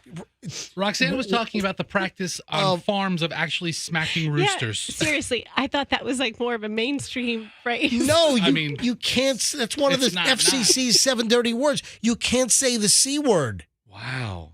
The male rooster word. You can't say rooster block. You can't just say that. You can't even root for the University of South Carolina. I mean, you can't even come close to that. And that's why I thought it was more. It's okay. No, okay. I just dumped you. You can't say that. All right. So what is the sex problem? The house blocking. Generation Z and home blocked. This is a problem. It's a home block, not blocked. Apparently, this is turning into a big issue because so many Generation Zers in their early 20s are living at home. So it is precluding them having relations with like dates. Like, if you end up back at Generation Z's place, they're living at home in many cases. And, one of the things is, I mean, you're supposed to go back to someone's place and have, sexual relations while mom and dad are watching the Nicole Kidman HBO series in the living room. I saw a post story on this that according to Bumble's 2023 Sex Index, 65% of single Generation Zers have reported that their sex lives are taking a hit because so many in Generation Z are living at home. So this is a problem. So their sex lives are going to, well, like I can use a Price is Right sound. All right, Andrew is telling me that can you play that back? Can you cue it up and play it back? Andrew says that I did get, I want to hear what the dump sounded like, where Roxanne blasts out the C word. Let's see what this train wreck sounds like. Unbelievable. Gosh. Andrew, let me know when you have the playback ready, because I did hit the dump button, but you're worried. Did I get it? Did it? Well, hold on. Start it. I'll tell you what to play it. Hold on a minute. Let me just finish up with Generation Z. Just keep the camera on Roxanne. Yes, I was going to take phone calls in this, but I don't think we need to take phone. It's just going to embarrass people. It makes sense that it's a problem because, you have a nice evening, you meet somebody, you want to go back to mom and dad's house. But 65% of single Generation Z, that's a big number. 65% live at home. Wow. I haven't lived at home since I was 18 years old. I left for college. I never went back. Dude. Yeah. I think I walked out like 2 days after I was 18 and Never slept there again. Well, I was right about my definition Of what? home blocking. It's just like the word that I said. Yeah, unless if it's your mom doing it. All right, Andrew, do you have my dump? All right, so folks, if you're just tuning in, Roxanne uttered a profane word as if it was just part of her normal daily lexicon. Oh, it is. And I had to just dump this. You've got a foul mouth, Roxanne. She was going to name her dog You've got a potty mouth. All right, so Andrew, is it ready to roll? All right, roll the audio, and I dumped it, so I did apparently effectively remove it from 104.7 FM. Go. All right, so Gen Z, we got a sex problem. Ooh. Do you know what the Gen Z sex problem is? Do you know what home blocking is? Oh, my God! Roxanne, you can't say that! Are you nuts? What the... What? I just... That was pretty clean. That was a clean dump. That was good. That was a terrible dump. No. Go straight into the... No. It was clean. It wasn't like a mid-sentence dump. No. That was a pretty clean dump. In that respect, it was, yes. Roxanne, you realize you can't use that word, Well, right? you learn something new, don't you? Every day. Blow this show up or something? Save that for your parenting podcast, okay? There's a lot of that thrown around on that. Sure is. I saw another thing here that caught my attention, and I fall in this category. I'm going to make a revelation. I'm going to make a personal revelation right now here on the MJ Morning Show. There was a story from the Wall Street Journal this week, and it was about two guys, friends for decades and decades, and they're best friends. The story went on to say that good friends are good for us. But listen to this, guys. Guys, what are you doing over there? Fester, why are you and Roxanne having your own little private conversation? MJ. What, distracting me? We're not trying to distract you. Well, you are distracting me. We're not trying to. Well, you are. Well, listen, when I want to try... The influx of texts we're getting right now laughing at Roxanne's faux pas a couple of minutes ago, and then you replaying the very good, clean drop dump button. Yes. I don't think I've ever seen more texts roll in. Anyway, I'm sorry. So that's it. Continue. All right, thank you.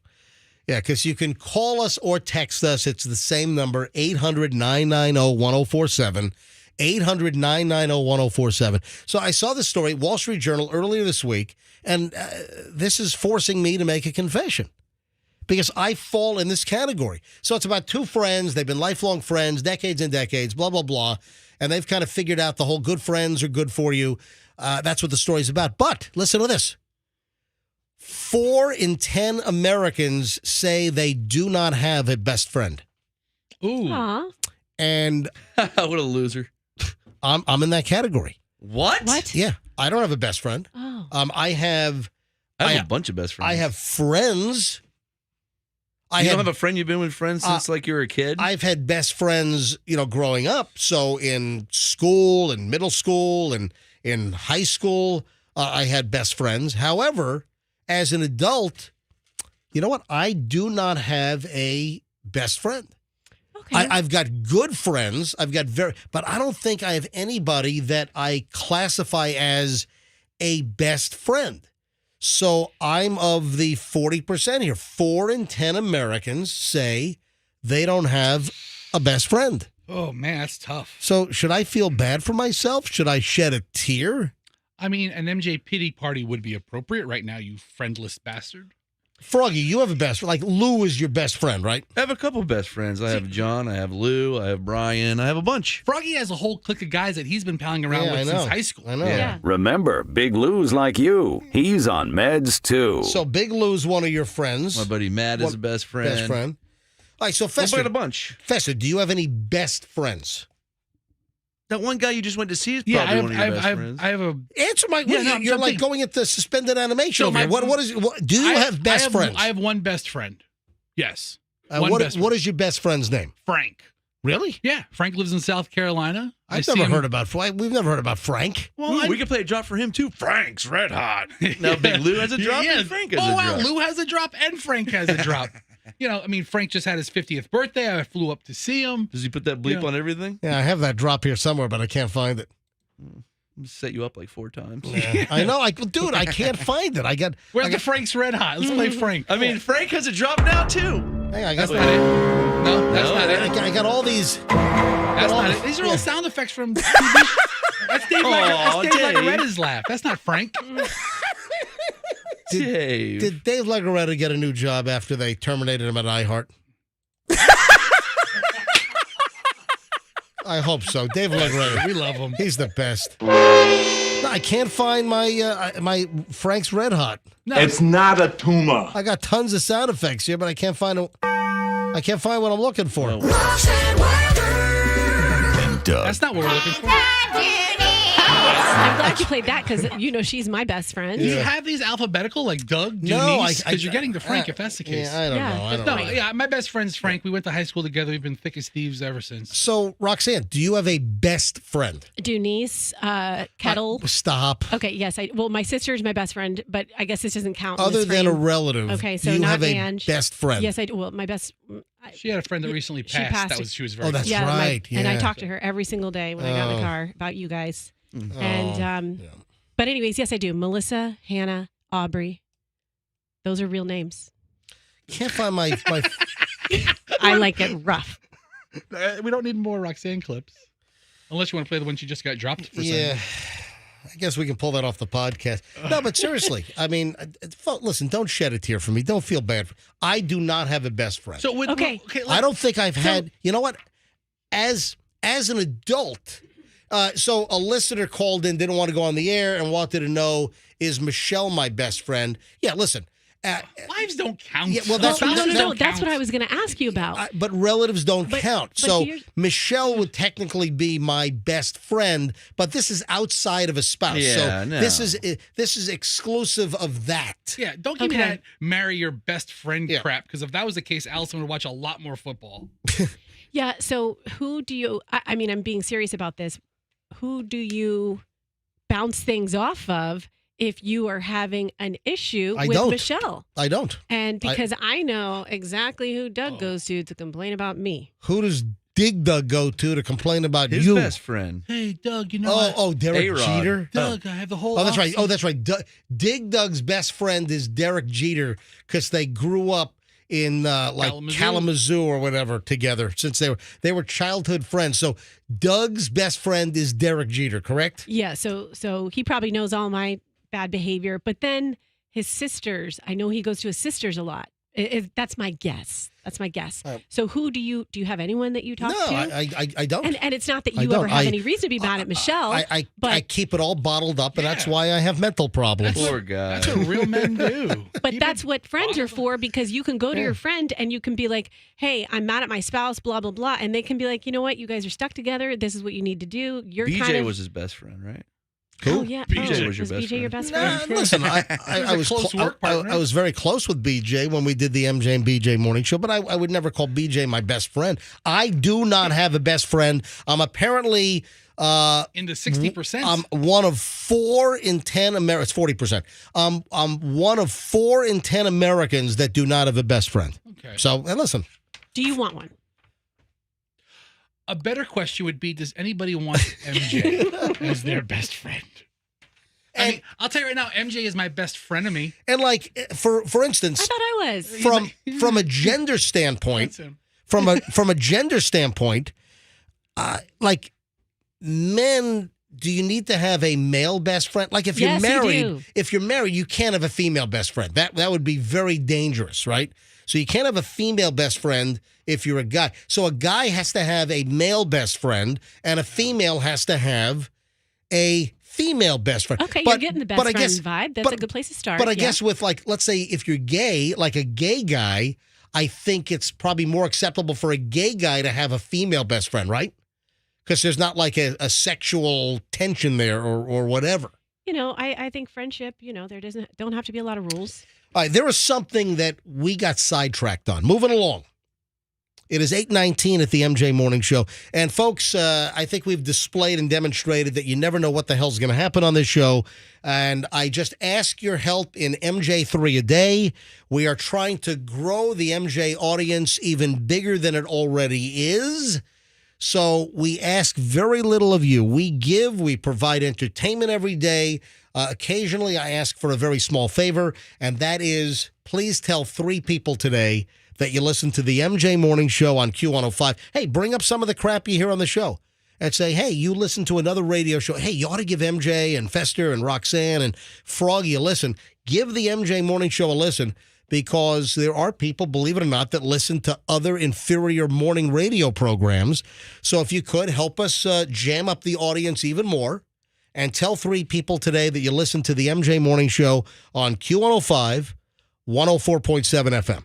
And I would highly appreciate it. Tell 3 people today, listen to the MJ Morning Show. All right, moving along to something that we kind of got sidetracked on.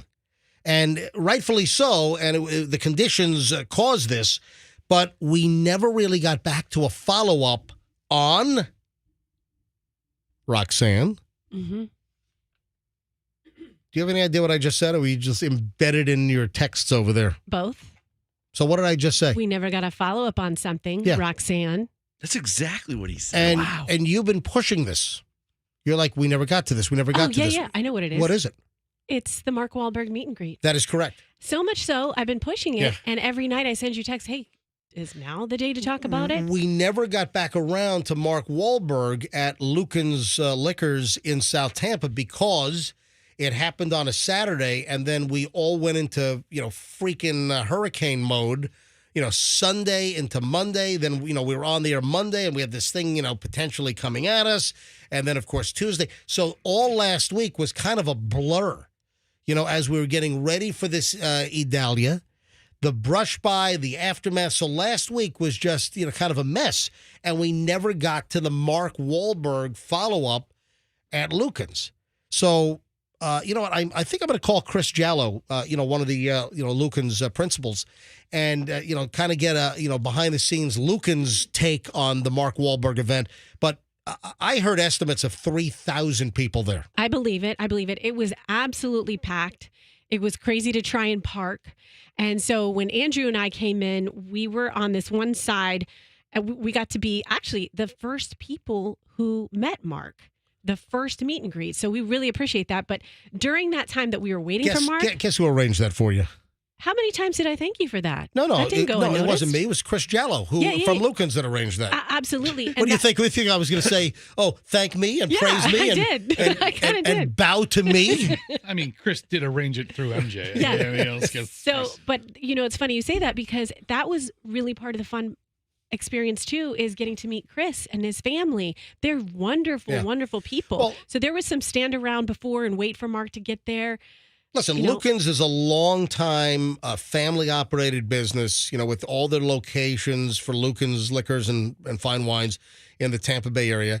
And, I've come to know the Lucan's folks over the years. And listen, I've been a customer there for a long time. Let me dial Chris. He said that he could potentially be available for us. I just want to get kind of like a follow-up from Lucan's, and, it seemed to be a very successful event. I mean, the people were trying to park everywhere. Hello? Hey, Chris. Hey. What's going on today? Hey, Chris Jallo from Lucan's Liquors. Hey, we got all sideways and sidetracked with the hurricane last week, so we never really did a follow-up on the remarkable Mark Wahlberg tequila event in South Tampa. Yeah, I'm happy to if you guys want to ask some questions and find out how it all went. But yeah, so what are the headlines? So just, in the aftermath, give us some headlines. What were some of the big takeaways? Because like 3,000 people showed up. Yeah, I believe there was probably a little over 3,000 people who did show up. Mostly everyone who had purchased tickets, but there seemed to be some also paparazzi-style stragglers on the outside just trying to get a glimpse of Mark. All right, so what are the big takeaways? What are like a couple of big headlines as we do, a follow-up? Well, I guess one of the big takeaways is to expect the unexpected with somebody like Mark coming into town. As probably Roxanne could tell you, it was with all of our planning and all of our organization, it's hard to manage over 3,000 people in a store that's 10,000 square feet. Yeah. So I mean, that was a little bit unexpected. We've had a lot of stars, but none as big as Mark. The other big takeaway is just how awesome Mark was in general. I mean, one of the most down-to-earth human beings I've ever met, both, prior to the event, during the event. I mean, his care and his, compassion for everyone who got there, apologetic for being a little bit late. What happened with that? By the way, what caused him? He was a little over half an hour late, or was it more? It was a little bit more. I mean, with somebody like Mark, I guess, we should have expected it a little bit more, but he was down in Miami and has been traveling for weeks for other events. So, by the time, it's a trickle-down effect. So he's got commitments at other locations in other cities, other towns, sometimes other states. It took them a little bit longer to get to to their plane, off the ground, landing, to the store, organized, and he is human. I mean, to get a break, a sip of water, it kind of just trickled down, I guess, to getting us started a little bit late. But he also stayed later, and we worked with him a lot, both during the event, during all the chaos, to get him to stay later to try and get through everyone. And we got through almost everyone. That's awesome, Chris. You guys did such a good job managing that. And you didn't seem frenzied at all. You were, shaking hands and holding babies. Like, you were really hosting that well. Both you and your brother and your family did a great job. Because I heard from people, because there were so many people and they were parked all over the place. I heard that there were several announcements. If you're parked at so-and-so, they're towing your car now. Yeah, it was. We quickly realized our intercom system was not loud enough for the amount of people and the commotion going on. So I was having to yell across 3,000 people to let them know that their cars may or may not be towed. And at some point in time, I basically told the entire crowd, if your car got towed, we'll pay for it. I'm sorry. Where were some of the places that people were parked that they were towing cars? I mean, Roxanne could probably tell you at a point in time, I never was able to get outside. They were parked everywhere. I mean, someone did tell me. Someone told me the Yummy House. That Yummy House. Yeah. I think Macaroni Grill. Is there an Italian restaurant? Carrabba's over there. Carrabba's. Donatello's, yes. Village Inn across the street. I mean, you're taking up all these other businesses' parking to go to the liquor store, which is, cool. Hey, did you guys have like TPD or off-duty HCSO there? Yeah, we had over 6 TPD who were fantastic. Wow. I mean, Todd Recco and his people were amazing. Yeah. They were extremely helpful. Without them, it wouldn't have been manageable at all. I guess now people need to learn, especially the residents and the businesses around us, treat it like a Bucks home game. Charge for parking. Make a lot of money off of the event. Exactly. So I wish I could have been there, but I would have absolutely been there, probably had my car towed. But I couldn't be there because that was the weekend I was taking both Julian up to NYU and then Chloe back to University of New Hampshire for her final semester. So I wish I could have been there, but I couldn't. I know. We wish you could have been there as well, but hopefully they got off to college well, and they did. Got them moved in and situated. Yep. And Andrew and I had a great. Go ahead, Chris. No, go ahead, Roxanne. I was saying, and Andrew and I had a great time. So thank you so much. So on my way there, I was telling Doug in the car, I was like, all right, this is what I want to talk to Mark about. I'm going to talk to him about the fighter. I'm going to talk to him about, his tequila and his merch, his, municipal. And then, Doug, you tell him that you know the guys from Entourage. And he's like, Roxanne, this is not like a coffee date. This is not a sit-down interview with Mark. Get in, get out. Get your picture and get the hell out of the way. Exactly. So 3,000 plus people there. Exactly. Get in, get out. Yes. You're not going to have 10 minutes of quality time with Mark Wahlberg. No. And then so he came in and did something first with the Buccaneers and Titus O'Neil, and then Chris, you're like, you guys are going to get to go first. And we were the first people in the line. So we really appreciate that. Awesome. And with that in mind, I knew the responsibility I had to make it go fast. So I was literally just like, hi, Mark.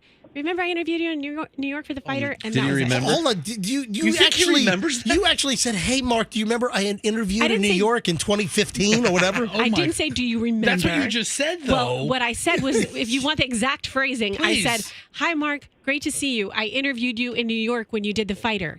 And he had, like a semi look of recognition, or maybe he was just being polite. He didn't remember.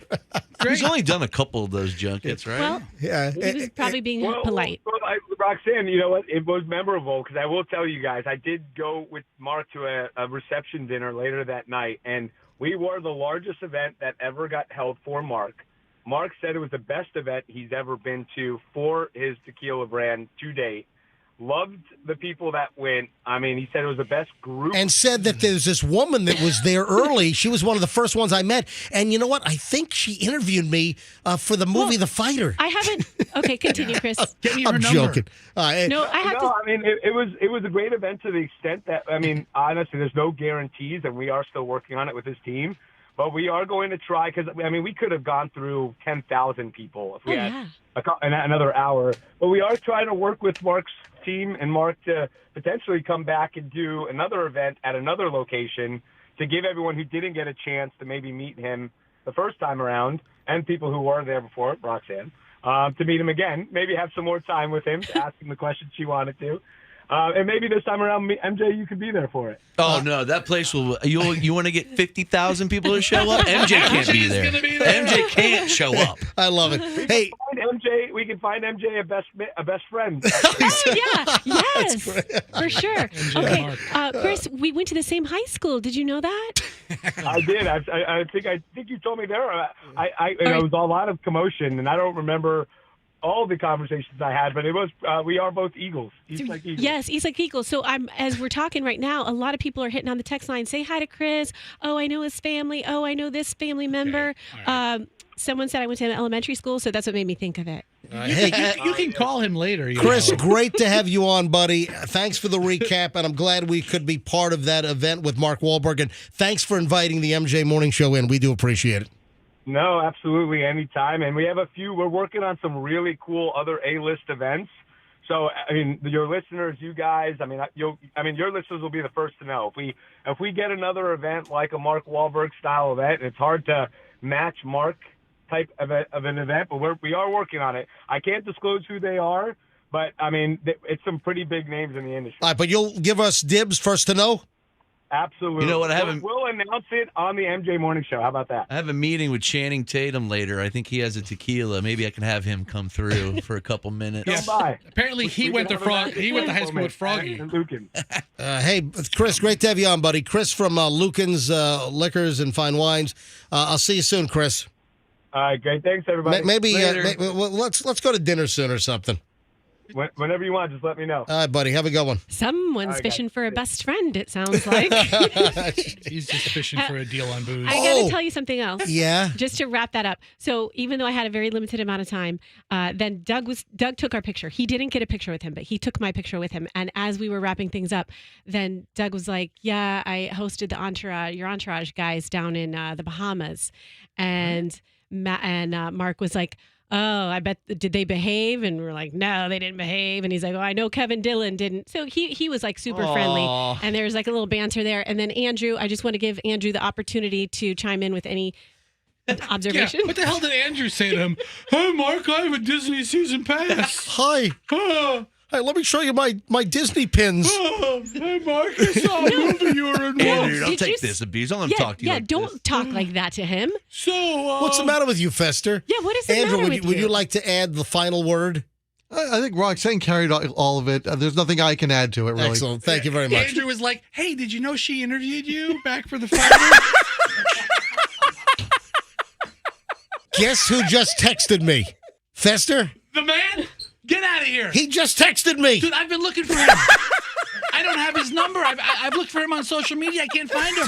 He doesn't have a Facebook page. Dude, I have his cell number. I've had Dave Legoretta. Folks, if you're a longtime MJ Morning Show listener, Dave Legoretta from our old place, we just mentioned Dave because this is Dave's famous laugh.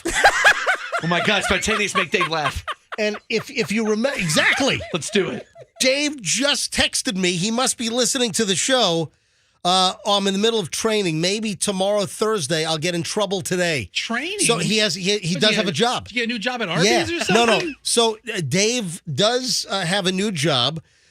So Dave was the physical plant maintenance director over at iHeart. He was so much more than that. That was over at Gandy and Dale Mabry, the old iHeart building where we worked for many, many years. And, of course, now we work for Beasley Media Group. But Dave was like, he was the physical plant manager of the whole building. And when they moved to this high-rise in Feather Sound, they didn't need Dave, so they fired Dave. God, they couldn't find something for him. You know when they fired Dave, you know what he did? They called him in and said, Dave. They gave him a party. They said, Dave, you're fired. And if you remember, that's Dave Legoretta. Remember, for those that are longtime MJ Morning Show fans, we did a bit called Make Dave Laugh.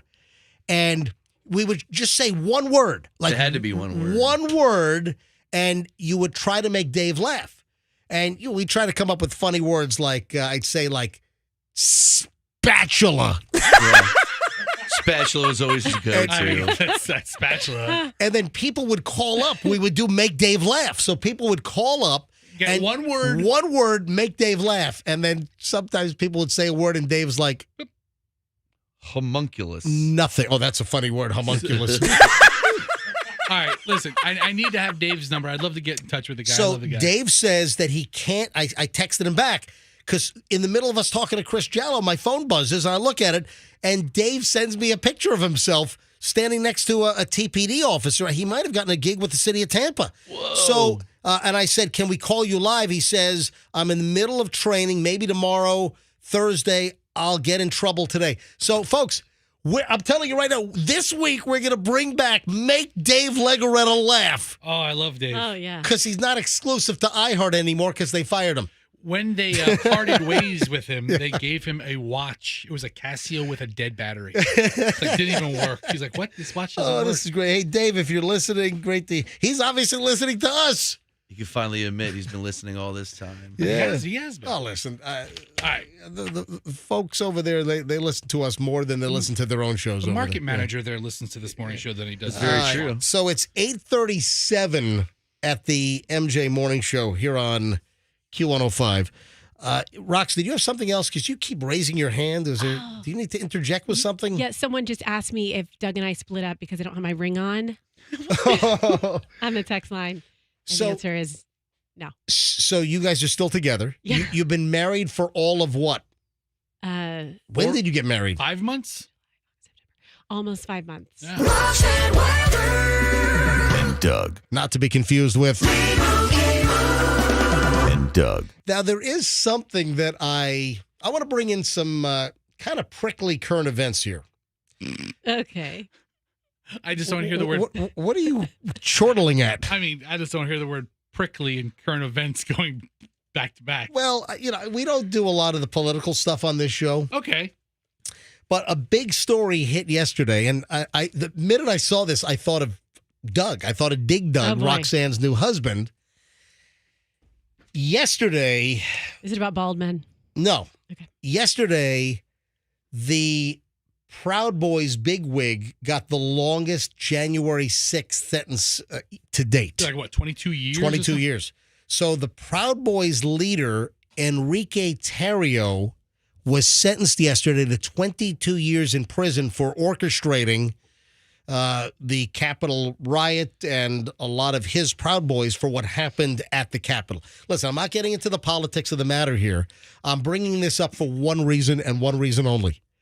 That one of the pictures that they show of the Proud Boys leader, Enrique Tarrio, one of the pictures they show is he's wearing a tactical vest with like Proud Boys patches, and jammed in the front of the tactical vest is a can of White Claw. I'm serious. So this dude is, and by the way, he was begging for mercy. He was like crying and begging for mercy. Begging the judge, please. It was really, apparently. Ain't too proud to beg. The waterworks were turned on, man.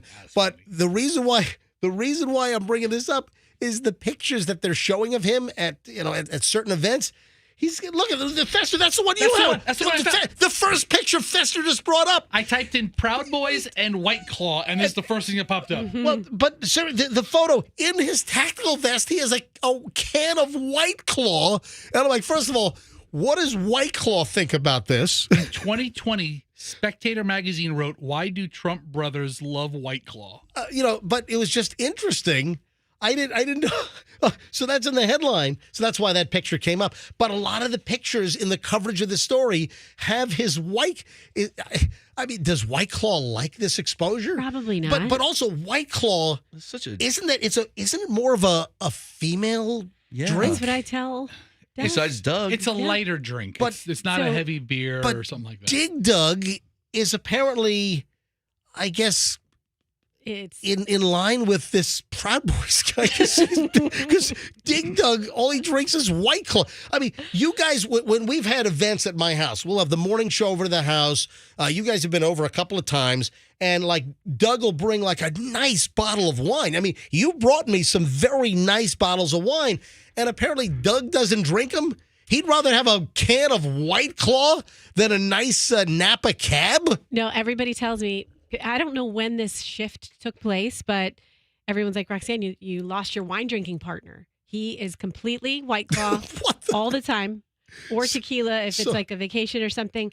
But it's so bad. We go to restaurants, and the first thing he asks when he sits down, do you guys have Truly or White Claw or anything like that? What a dork. No, but listen, if they don't, it's okay because guess what? He's got one in his pocket. He brings his own alcohol to restaurants? That's a problem. Hold on. Tell me the last restaurant that he went to where he brought his own White Claw into the place. Well, thankfully, I think they had their own, so it was not a what problem. What was the last restaurant that he actually brought a White Claw along? Does he go to Meat Market, where you guys have a little interest in? Does he bring his own White Claws to Meat Market? I think he'll actually have an adult drink instead of a college 21-year-old girl drink at Meat Market. But no, I'm trying to think. I mean, it happens so frequently. It happens all the time. I mean, if we go to a sushi restaurant, if we go to Thai, wherever it is, it's like... Yes, the Thai restaurants are big in the White Claw scene. So, MJ, I found a story, and I have to find audio of it, that at some of these Proud Boy rallies... Yeah, I'm not done with White Claw, by the way. Go ahead. This guy, Enrico Tario, he would scream White Claw into the microphone. Really? Yeah, I mean, I found an old article from 2020 off of Fingers magazine. Is he looking for an endorsement? Yeah. White Claw!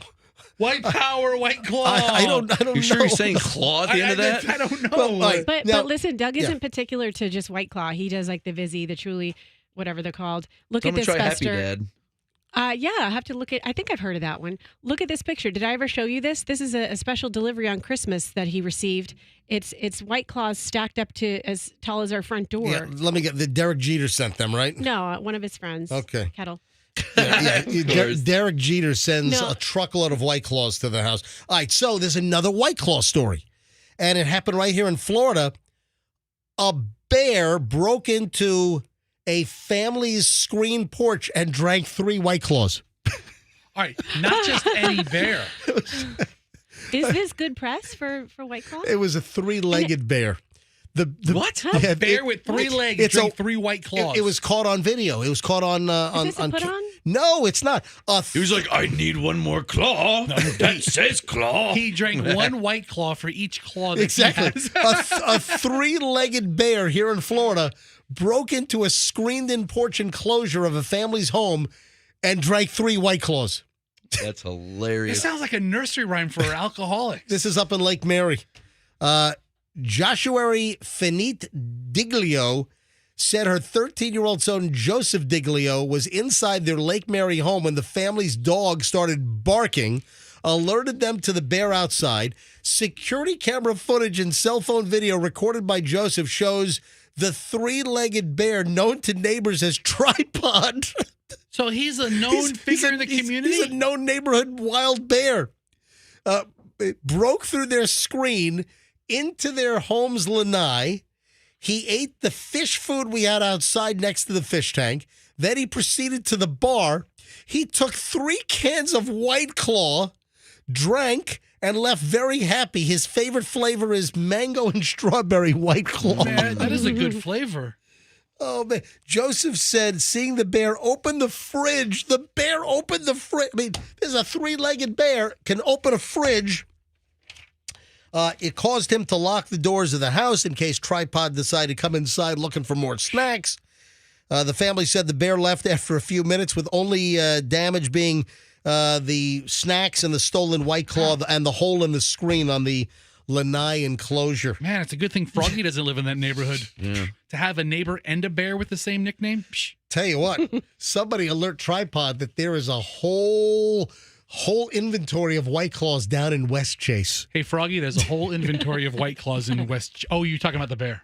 I'm talking about Roxanne's husband. I'm talking to Tripod. I'm more of a white wine guy. I'm talking about, hey, Tripod. I'm trying to make a Froggy junk joke here. Yeah, listen. This bear needs to go to West Chase. This bear needs to go to West Chase and go to Doug's house. Doug's house. Roxanne and Big Doug's house. Does he drink that crap every night? His sugar must be through the roof. How many cases of White Claw do you have at your house right now? Show the It's picture. a point of contention. I mean, I could take a picture of our fridge at any given moment.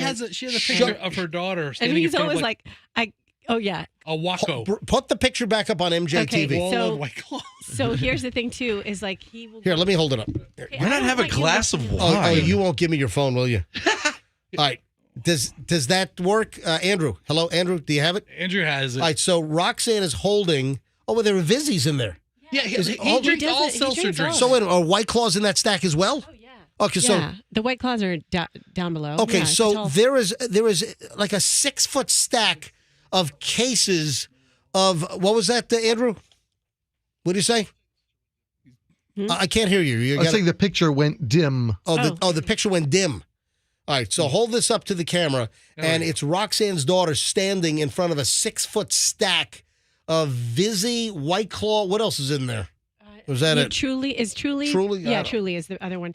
You know, he will always be like, I gotta go to make a Costco run.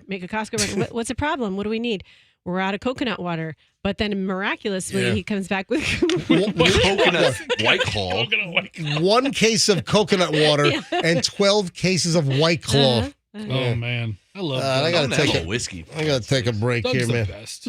We're loaded. We have another long chunk of the MJ. We still have an hour to go, folks. We still have an hour of award-winning content to go here on the MJ Morning Show on Q105. Now, coming up, anyone following this creepy Tom Brady, Bradley Cooper situation? Oh yeah, let's talk about that. What is going on here? This is. I felt the same way. I mean, did Tom's tongue follow another guy's tongue? What? Well, I didn't think of it like that. Oh, that's the way I thought about it. That's a name. All right, there's what? There's a name for that. All right, well, don't say it. All right, now there's a weird Tom Brady situation. We'll get to that coming up in just a bit. Also, you know that escaped inmate up in Pennsylvania? You following the story? No. Oh, it's a crazy, dangerous dude that there's a big manhunt on for. Andrew, see if there's any update on the guy, because I thought they were potentially closing in. But, and you want to hear something? Speaking of drinks, you want to hear something gross? Yes. Speaking of alcoholic beverages, I've got something absolutely gross, which I'll tell you next. And then we had a Snickers attack here in the Tampa Bay area. You see this? We had a full-on Snickers assault. Anyway, there's a lot of stuff. Don't move. We're back in minutes right here on the MJ Morning Show on Q105. Stand by.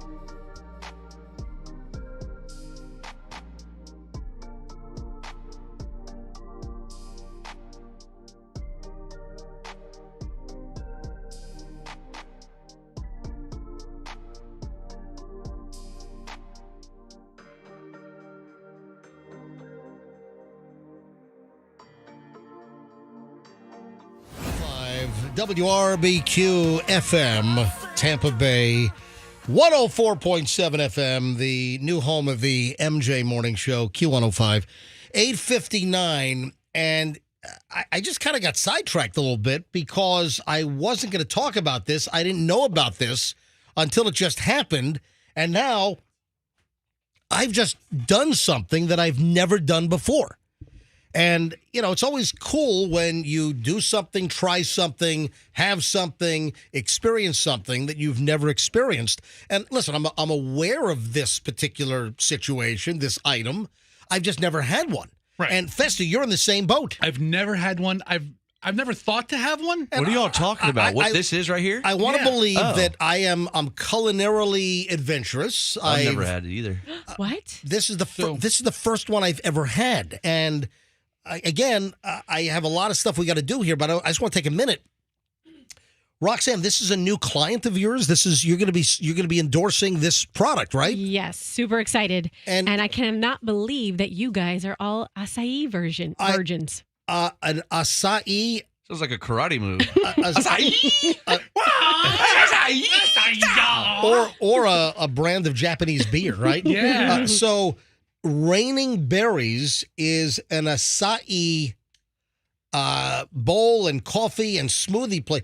Now, where are they located?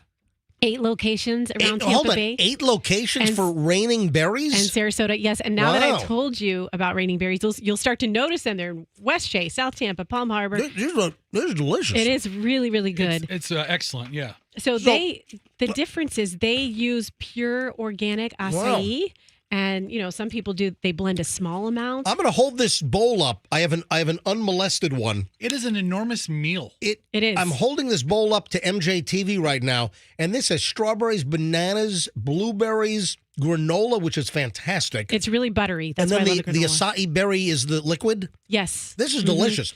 I'm holding up an unmolested one to MJ TV right now, if you can see this. And this is my first one ever, and it is fantastic. So thank you to Raining Berries for breaking my virginity, for having my first ever acai bowl. They popped your berry. It is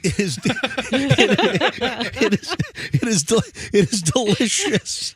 It's a good slogan. It's a berry. You were asking me what it is, MJ. It's a berry superfood, rich in antioxidants. There are other flavors. There's pitaya, matcha, coconut, spirulina. So you get these bowls with the fruit and the granola on top, and it is like a whole meal. And they have these really cute. They have places inside the Raining Berries where you can do networking meetings. Like they have this great conference room. And then if you like to take pictures for IG, they have walls with flowers and stuff. MJ loves to take pictures for IG. Yeah, so this is all up your alley. Delicious. Thank you. I really enjoyed it.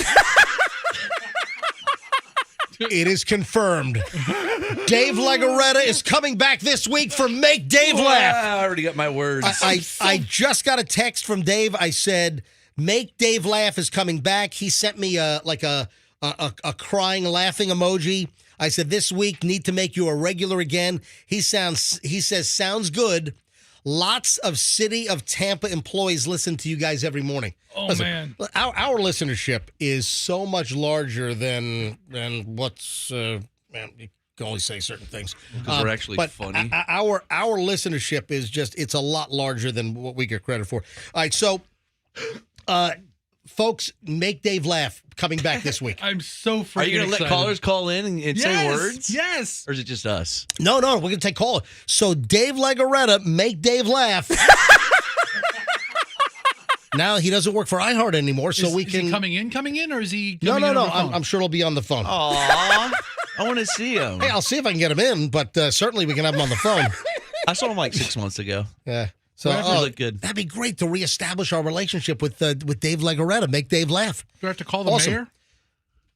He works for the city. I call the mayor. Can you not eat on air? We got to find, Fester. Sorry. We got to find out what he does for the city of Tampa. But that's his new life. He was over at our old radio company. He was there for, I don't know, like 20 years maybe. Good He for was him. there I'm glad a long time. Glad he's got something going. So that's fantastic. All right, moving along. The whole Tom Brady, Bradley Cooper deal, man, this is creepy. So Tom Brady has been linked to this model. What the hell? I can't even say her name. What is it? Irina Shayk. I think is it Shayk? It's Shayk. You don't even know how to pronounce it? I thought I looked it up one time, and I thought like Shake. Shay with a K. Shake. So Tom Brady and this Irina Shayk, who is very able-bodied, she, listen, Tom Brady goes for a certain type. I don't know if able-bodied is the right word. Like she walks well. You should tell her that if you ever run into her. You are quite able-bodied. She's got an able-bodied woman. Listen, Tom Brady likes the tall, thin, flat butts. No, she doesn't have a flat butt. Really? But here's the deal. So Tom Brady's been linked to this Irina Shayk, if I'm saying her name right. Yeah, she's beautiful. But this Irina Shayk, she was involved with Bradley Cooper previously. Were they married? I know they have a child together. Were they married or just... So what? What does that matter? But wait a minute. I'm just curious because we're setting up the story I'm here. just asking MJ, why does he care so much? That happens all the time. Hold on a minute, because Tom Brady is apparently dating this Irina Shayk, and in the middle of them dating, like a week ago, photos, and we got kind of, again, sidetracked. We didn't get to this because of the hurricane, but there was a photo of this Irina Shayk getting all tonguey and kissing and all PDA'd up good with Bradley Cooper again. So Irina was pictured with Bradley, and they're all close and, showing affection to each other, but she's still dating Tom Brady. So that's why I said, did Tom's tongue follow Bradley Cooper's tongue? And listen, Bradley Cooper has been, how many times has he been like sexiest man alive? 248. It's been a lot. So it's just kind of weird. It's an odd story. What I thought was odd, so you saw pictures of them like kissing and stuff? Yeah, where's that? I'm trying to find that. I'm telling you, they were like hugging, and I think they were kissing. It just seems to be weird. I just thought it was odd. But Tom Brady is still dating, unless, I'm getting a different, maybe I'm jumping to conclusions. Were they just greeting each other in a nice way? I mean, if you see somebody that you're in a good relationship with and you have a child, you give him an embrace, you give him a kiss. Guess what? You know what? That's not always the case. You got a lot of parents that hate each other. But a lot of times that is the case. Listen, it's somewhat amicable. Like, what's his name? Angelina Jolie and Brad Pitt. They hate each other. And of course they share children. And the children, I think, don't they have a relationship on both sides? But I don't think that Brad Pitt and Angelina Jolie, I don't think they want to be within 4 miles of each other. So one of the pictures showed them sitting next to each other, and then their daughter was on the other side.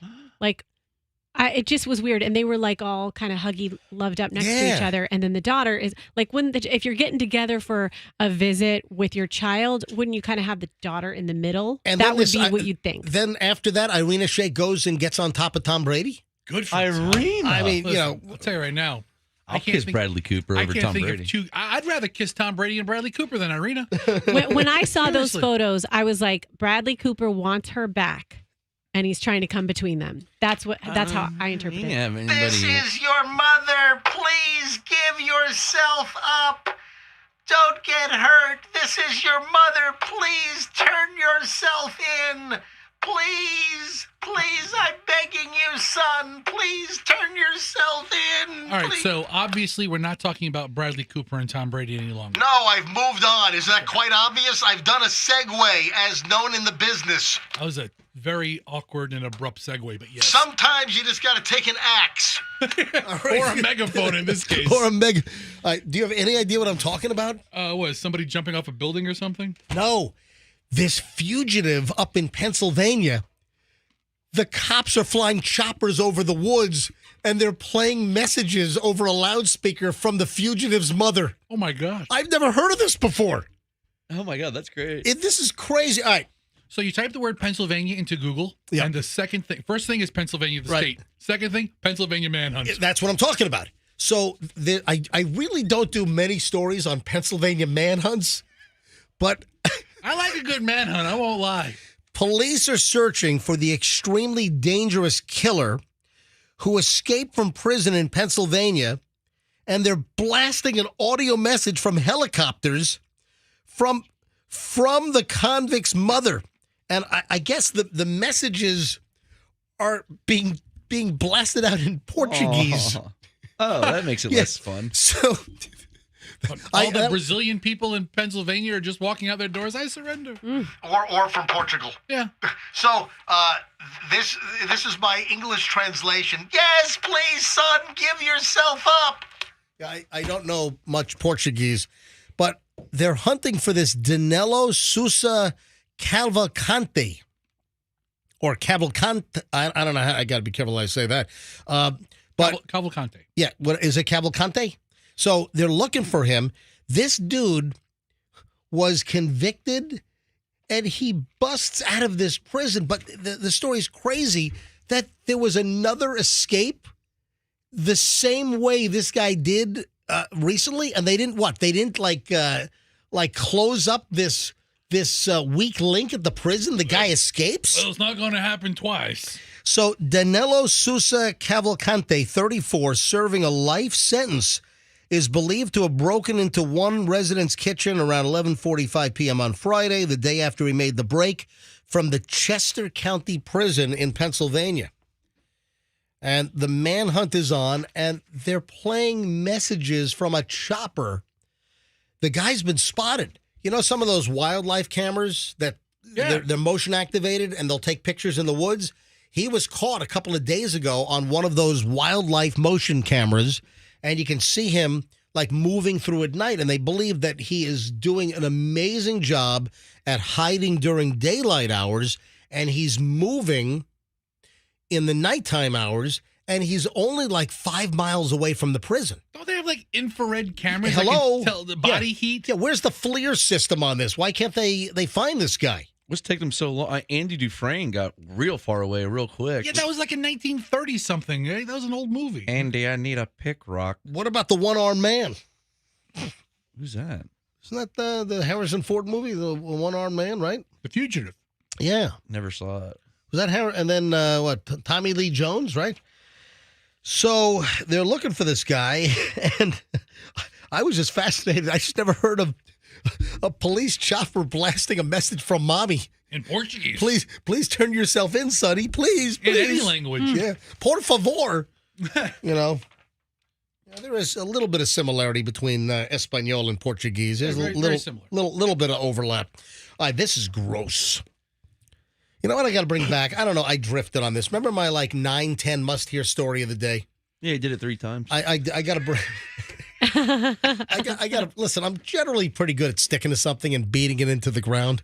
Sometimes. Yeah, but I got to get back to it. And it's our must-hear story at 9:10. All right, it's now 9:12.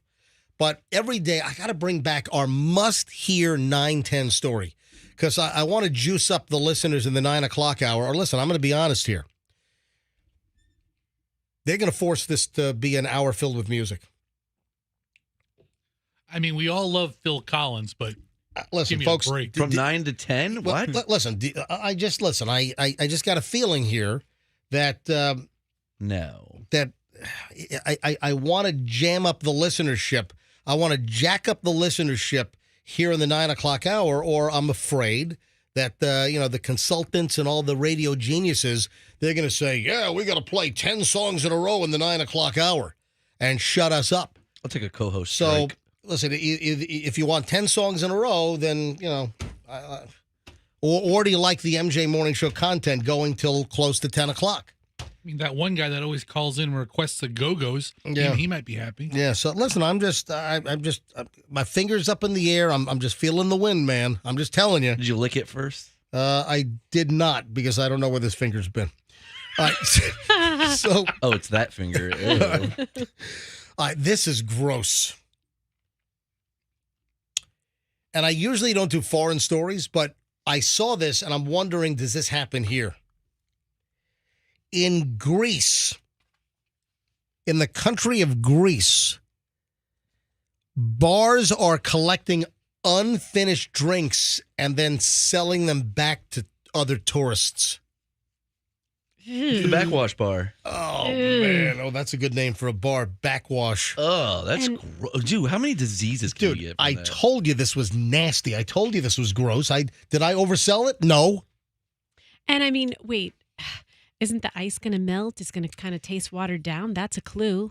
Popular bars in the Greek party town of Kavos were shut down by authorities for collecting unfinished drinks and then selling them back to unsuspecting tourists. A young tourist possibly died from drinking tainted alcohol, according to a report. What? How tainted could it be? Man, this is crazy. Bars in Kavos on the island of Corfu, recently raided by the Independent Public Revenue Authority in Greece, whose agents suspected the establishments of tax evasion and selling alcohol that had been smuggled or tampered with. And one of the gimmicks was collecting undrunk drinks, repurposing and then reselling the alcohol that was left on tables that patrons did not finish that they had purchased. So they can't really do it with liquor, right? It'd have to be like more of a beer thing. I would think you can do it with anything. Because but like Roxanne said, the water down. Only if the ice melts. What if you have drinks that did not have ice? That's true. If you have them neat. Or you could take the old drink and then maybe top it off. That's one of the tricks. Oh, yeah. Seriously, one of the bartender tricks is with a mixed drink. If you make folks don't know this, but this is a bartender trick, and this is an establishment trick, that places that do watered down drinks and they put a low amount of alcohol in, what they'll do is they'll put a little layer of straight alcohol right on the surface, just a millimeter on top. So people think with their first sip, oh, this is pretty strong. And that will throw some people off. Not cool. That's an old trick in the bar biz. But how gross is that? That is just nasty. Some people think that if you drink an alcoholic drink, you share it with someone, that you don't get as many germs because the alcohol kills the germs. But that is not true. Scientist Roxanne, can you please justify your research, please? First-hand experience, that's how she got lip herpes. You want a kiss? Don't suggest that. Yeah, have you ever seen any? This is disgusting. I don't think I've seen any bubbling sores on your mouth. They're interior. So descriptive. All right, so we have a Snickers attack here in the Tampa Bay area. Once again, we're making the police blotter. We're making the national news, folks. Guy here in the Tampa Bay area pelted Walgreens workers with Snickers bars during a 1:20 in the morning confrontation. This happened, I guess, what's today? Today's the 6th. This happened on the 4th, which was what, Sunday? I thought a lot of there's still like Walgreens that are open 24 hours a day. I thought a lot of the CVS and Walgreens have cut back hours. Yeah, a lot of them have, but a couple of them I know that are near hospitals. Yeah. Oh, like the 24-hour pharmacies? Yeah, and the whole store is open. Yeah, gotcha. So this happened at 1:20 in the morning in Clearwater. No employees were seriously injured.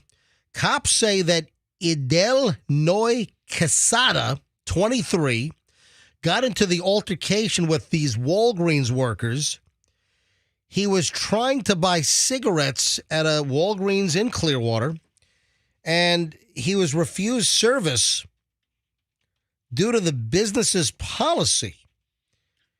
So I don't know what the policy was. Didn't some of these stores make a big move to stop selling cigarettes? CVS did. Oh, yeah, was that CVS? But, yeah, Walgreens still sells cigs. So CVS...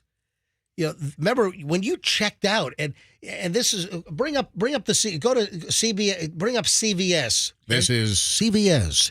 Bring up CVS and discontinuing cigarette sales, because I want to know what year that was. Dude, I know the guy who designed Walgreens cigarette displays. Did very well for himself. I'm sure he did. Very well. All right, so here we go. Really? On September 3rd, 2014, after changing its name to CVS Health, CVS removed tobacco products from its more than 7,800 retail stores in 47 states. Because, you'd go to these drugstores and you'd go to the checkout stand, and behind the cashiers was a wall of cancer. I mean, you're in a drugstore with healthy stuff, and then you got a wall of cigarettes. So CVS got out of the cigarette business, which, man, they sold a lot of cigarettes, I'm sure, in 7,800 stores. But Walgreens Still got 'em, baby. They said, hey, come here for your cancer. So Walgreens continues to sell. Walgreens, where cancer is still on sale. That's their new slogan. So Walgreens still sells these, but what would prevent him from buying the cigarettes at 1:20 in the morning? Cops say, this is from the smoking gun, from the police affidavit. Clearwater police said that he tangled with workers, unsuccessfully tried to buy cigarettes at the Walgreens. How old is this guy? He was refused the sale. He's 23. So he's of age. He's right? of age to buy. Walgreens Yes. very strict about checking your ID for that stuff. Maybe he didn't have an ID. So he had shown a photo. Oh, he had shown a photo of an ID card. He didn't have the actual ID with him. That's why they refused to sell him the cigs. Do they ID? It doesn't matter if you're 80 years old. They go, can I see your ID? Yeah. Well, here's the deal. He was so irate that he couldn't buy his smokes that he picked up Snickers. You know, you got the Impulse candy bars right at the front counter. He picks up Snickers and starts winging them at the Walgreens employees' faces. I mean, that's a good dense candy bar. I mean, that's the one you want to throw, I would That's think. the one you want to get hit with last. Female employee was hit in the face with, if you're going to be hit with candy, probably the best candy to be hit with is probably a Peep. Probably a Peep or A peep or a circus peanut. Okay, but they don't have Peeps in the display rack, the front impulse buy. That's very seasonal, MJ. I mean, if you're getting hit with something... I can't buy Easter Peeps in early September? No, you can't buy them until at least after Thanksgiving. You mean the Easter display's not out already? My candy bar of choice would be something like a Kit Kat, possibly. Yeah, That's because a it lot gets lighter. caught up in the wind. A lot of air. And it's wafery. Yeah. You know, if I Waffle. was at the Impulse, they have 5-hour energies right there. Those are very compact. You could wing those things at somebody's head. So a female employee at Walgreens was smacked in the face by a Snickers bar, which contains nougat, not satisfying. caramel, and peanuts. Yeah. Heavy. He was And hangry. it's encased in chocolate. That's a dense bar. You're not yourself when you're mad. You're not you when you're hungry. Oh, that's right. Oh, The yeah. Snickers, the You're not hangry. you when you're hungry. Yeah. He went the other way. He had the Snickers in his hand and he was still angry. Dude, it's just amazing how different people are from area to area. See, at my house, when Allison throws Snicker bars at me, that's foreplay. Oh, you catch them like a seal Like catching a- a fish. No, you open your mouth I do. like it's a big live action game of Hungry Hippo. You eat Snickers the long way. That's why she married me, baby. Do you have that game in your house? I do. Hungry the marbles. Hippo? I'm picturing what Fester could eat. That would be like Fester. marble shaped. You know what? We got to do something with that. Fester is Hungry Hippo. I tell you, man. Open your mouth. Come on, open your mouth big right now. Hey, Andrew, get the shot of Fester. Paint him pink. Hungry Hippo live right here on the MJ Morning Show. It's Fester. Well, you could eat corn on the cob the long way. You got a big mouth. Dude. Anyway, so this guy apparently was intoxicated, threw several other Snickers bars at Walgreens employees, striking him in the head, the face, the chest, etc. Noy claimed that he didn't mean to throw the candy at the second worker, but surveillance footage showed that he was very intentional where he directed the Snickers bars. Very intentional. Yeah. He was arrested on a pair of misdemeanor battery counts, was booked into the Pinellas County Jail, and he was actually released on Monday morning on a $1,000 bond. What is that? What's that? $100? You post 10%, right? Yeah. 10%. 50 Snickers bars. There you go. All right. Final chunk of the MJ Morning Show is next in minutes. So my content, folks, it does not slow down. It just keeps on coming. So we'll wrap up the show with the final chunk of the MJ broadcast next here on Q105. Don't move.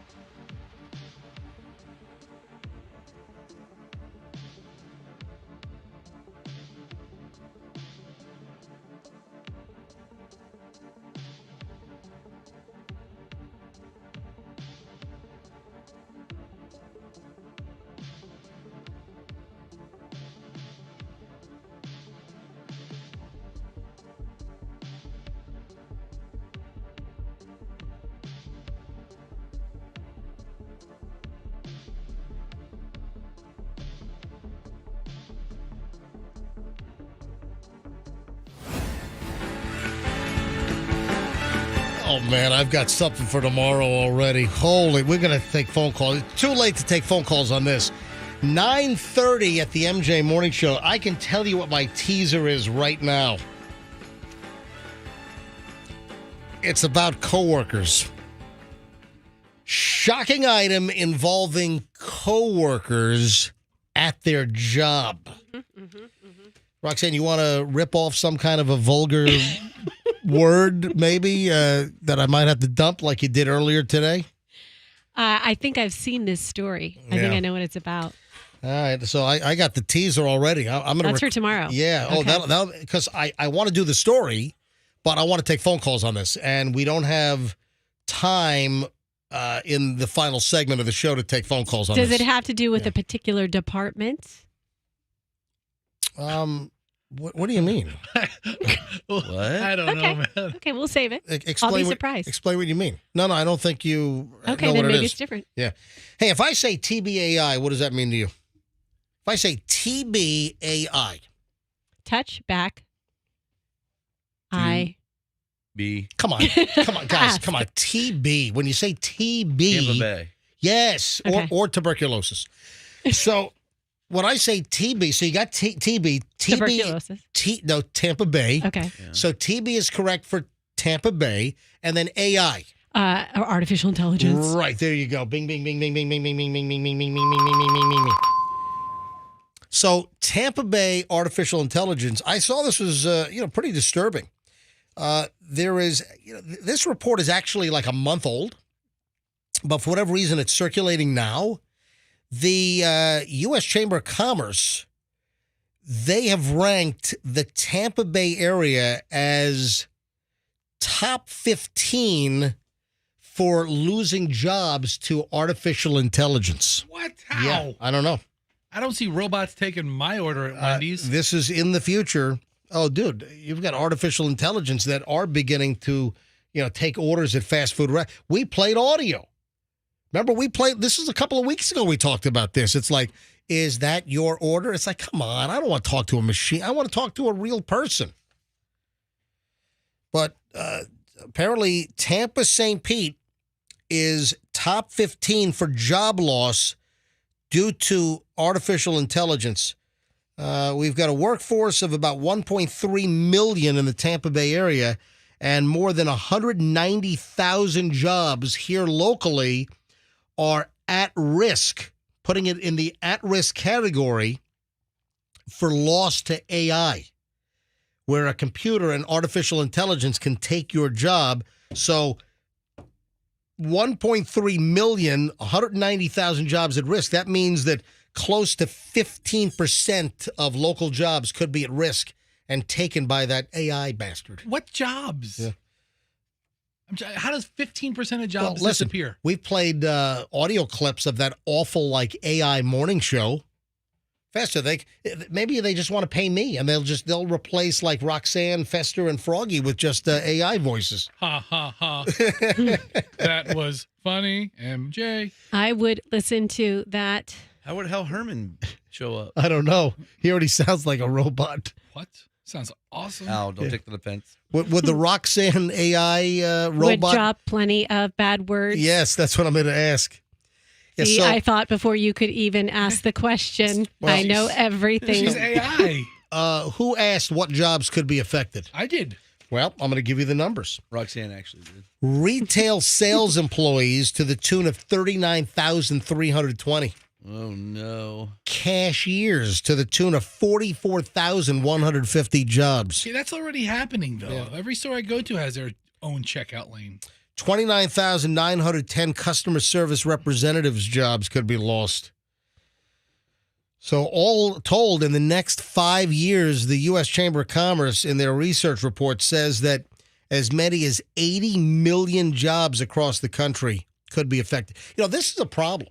So are you going to be able to take some of these jobs from humans, replace them with AI, but will these humans be employed in a completely different area of work? Or are these jobs going to evaporate? So, here you've got a potential cycle of creating this problem where human jobs go away, so income is lost, and it's replaced by machines, but you got to have people working in order to generate income to keep an economy going. So are we headed toward just freaking destruction? We've heard these stories about AI can destroy humanity. And, I read something yesterday about AI and genetic and bioengineering. And could AI, cause and develop new viruses and pandemics to kill off humans? There's all kinds of danger. So I think AI ought to be just shot in the face right now, to be quite honest. So I got to tell you a quick story. The other day, my daughter. Hold on, Froggy, did you just go ow? Don't shoot it in the face. Yes, go ahead. So the other day, my daughter says, Roxanne, Mommy, does a computer have a brain? And I said, no, a computer has a central processing unit, but it doesn't have a brain. And she was like, no, computers have brains. She starts arguing with me. So then we Google it and we look, and then it describes computers as having brains. And I'm like, no, human beings have brains that cause us to have feelings and thoughts, and robots do not have feelings. And that's what everybody forgets when they're building this AI that's smarter than us and can destroy us. They're going to do it without feeling a darn thing. Were you going to say damn? I was, but I've said enough bad words today on the show. That's true. So anyways, it's just, I also notice more and more stories about how great it is to do nothing and how we all work too hard and to take time off, and we should only be working 4 hours a week, blah, blah, blah. I think that's to prepare us. Where are you seeing we should only work 4 hours a week? Maybe I'm drawing this clickbait into my life, but it seems like I see a story every other day about it. You know, she's right. I've seen several stories in the last couple of weeks about how the only reason why we work 40 hours a week, or that's accepted, is because Henry Ford came up with it umpteen years ago. Why do we conform to these standards of working so many hours? Yes, Rebel. That's right. Right, but the thing is like work makes you feel like you have a purpose, and there isn't. Smoking cigars on the Adirondack chair gives me purpose too. Okay. No offense. So, anyways, it's society. They're trying to program us to not want to work, so we welcome the robots. Why are there all kinds of shootings at local gentlemen's clubs that I've never heard of? Have you noticed like the last couple of days? Yes, I have. So Michelle sent me something this morning. What did I do with my phone? Hang on a minute. Did I lose my phone? Which gentleman's club are we talking about? One we've never heard of. All right, the first one, number one is early Monday morning. So Sunday night into Monday morning, because you know what? There's nothing like being at a gentleman's club, in the wee hours of Labor Day, you know? Listen, Sunday was like a Saturday, dude. So, it was kicking. So a guy died in a shooting outside of the Playhouse Gentlemen's Club. Where the hell is that? Because you only like 2001, right? Last time I was at 2001 was my bachelor party. But this was, again, early Monday morning, 3:40 in the morning, shots fired in the parking lot of the Playhouse Gentlemen's Club. Where the hell is this place? I don't even know where the hell it is. Playhouse. In Tampa? That's a Channel 8 story where, again, they do not include the who, what, when, where, and why. Come on, just Channel 8. you got to put where the location is. Yeah, it's the Playhouse Gentlemen's Club. Where the hell is it? Fessy, you just go back. You just had it. Go back. Go back. I didn't. You did. That Playhouse. Dude, look, so it's in. That's Hallandale Beach. Yeah, I didn't have it. So I'm sure there's a lot of playhouses out there. The Playhouse Gentlemen's Club, Tampa. So where the hell is that? So we had a shooting there, and then Michelle sent this to me this morning. Let me bring up what Michelle sent me. Michelle sent me this. 2 injured after shooting. Let's see. Where's this one? The club? Teasers. So there's another early Monday morning. Tampa police responded to reports that shots were fired at Teasers Gentlemen's Club. That's a good name. So Fox 13 has the information here. 9700 block of Nebraska Avenue. Okay. So, and this 3:06 in the morning. What is this? So 2 early Monday morning shootings. One at the Playhouse Gentlemen's Club at 3 in the morning, and then another one at 3 in the morning at Teasers. I'm sure there's some great talent at Teasers Gentlemen's Club at 3 o'clock on a Sunday night, Monday morning on Labor Day morning. I know where the Teasers appendectomy is. scar hour. Yeah, Teasers over at the corner of Nebraska and Castle. It's Yes. triple C-section scar hour. Yeah, it's hot. Oh, man. All right, couple of final things before we get out of here today. Oh, speaking of AI, I did have a story, and I just found it, that robots are pouring drinks in Vegas. There's something called Tipsy Robot. I heard of that. Yeah, you hear in Vegas, so it's like this new attraction. So they've gotten rid of like breathing human bartenders, and they've got these robot arms that make your drink, and it's the Tipsy Robot out in Las Vegas. So look at this. We already have bartenders already being replaced by some robot in Las Vegas. The only useful thing for a robot that I've seen lately is you can send a robot to your meetings. Like if you have a Zoom meeting, you can just send a robot and they take notes for you. I am here to represent Roxanne. All right, I'm gonna do something now, and I want you to guess what this is. Okay. I'm gonna make a sound. I'm gonna bolster it with an actual sound effect. Wow. And all right, here we go. Any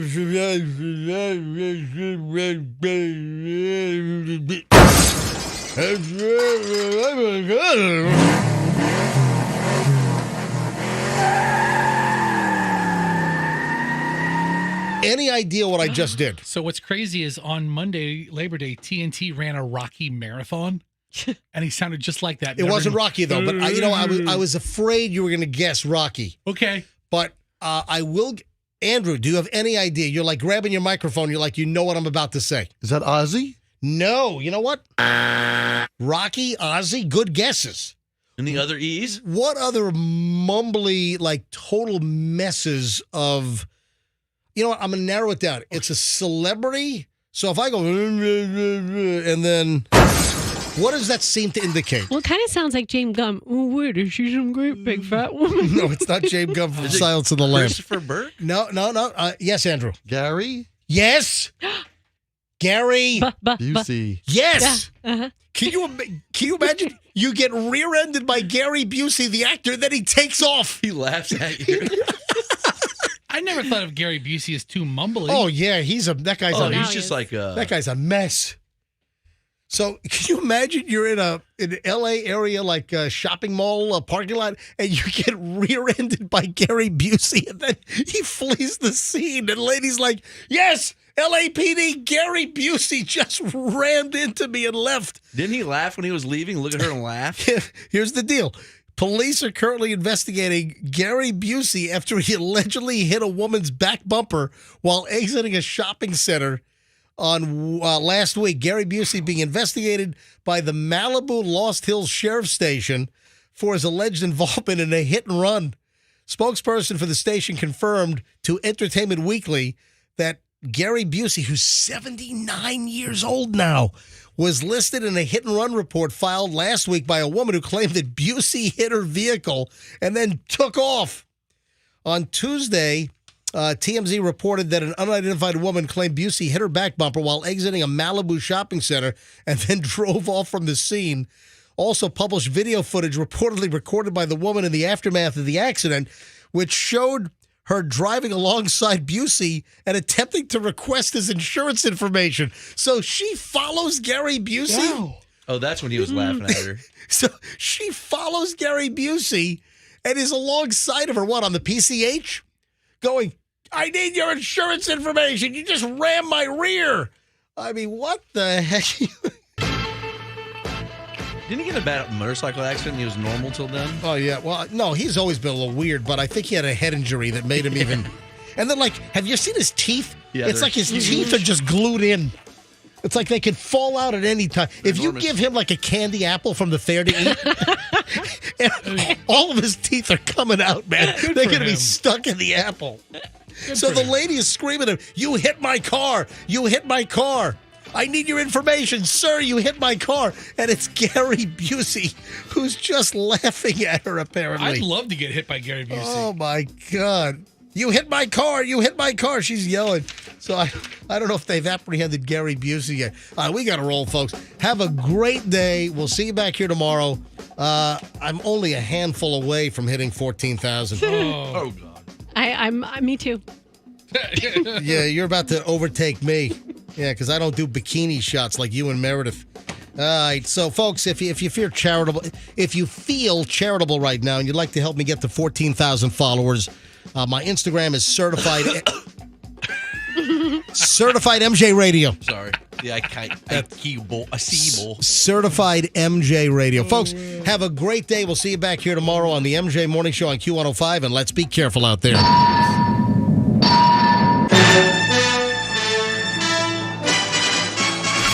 Download the app now. Get the Q105 app and listen to us anywhere. Powered by Anna Jar.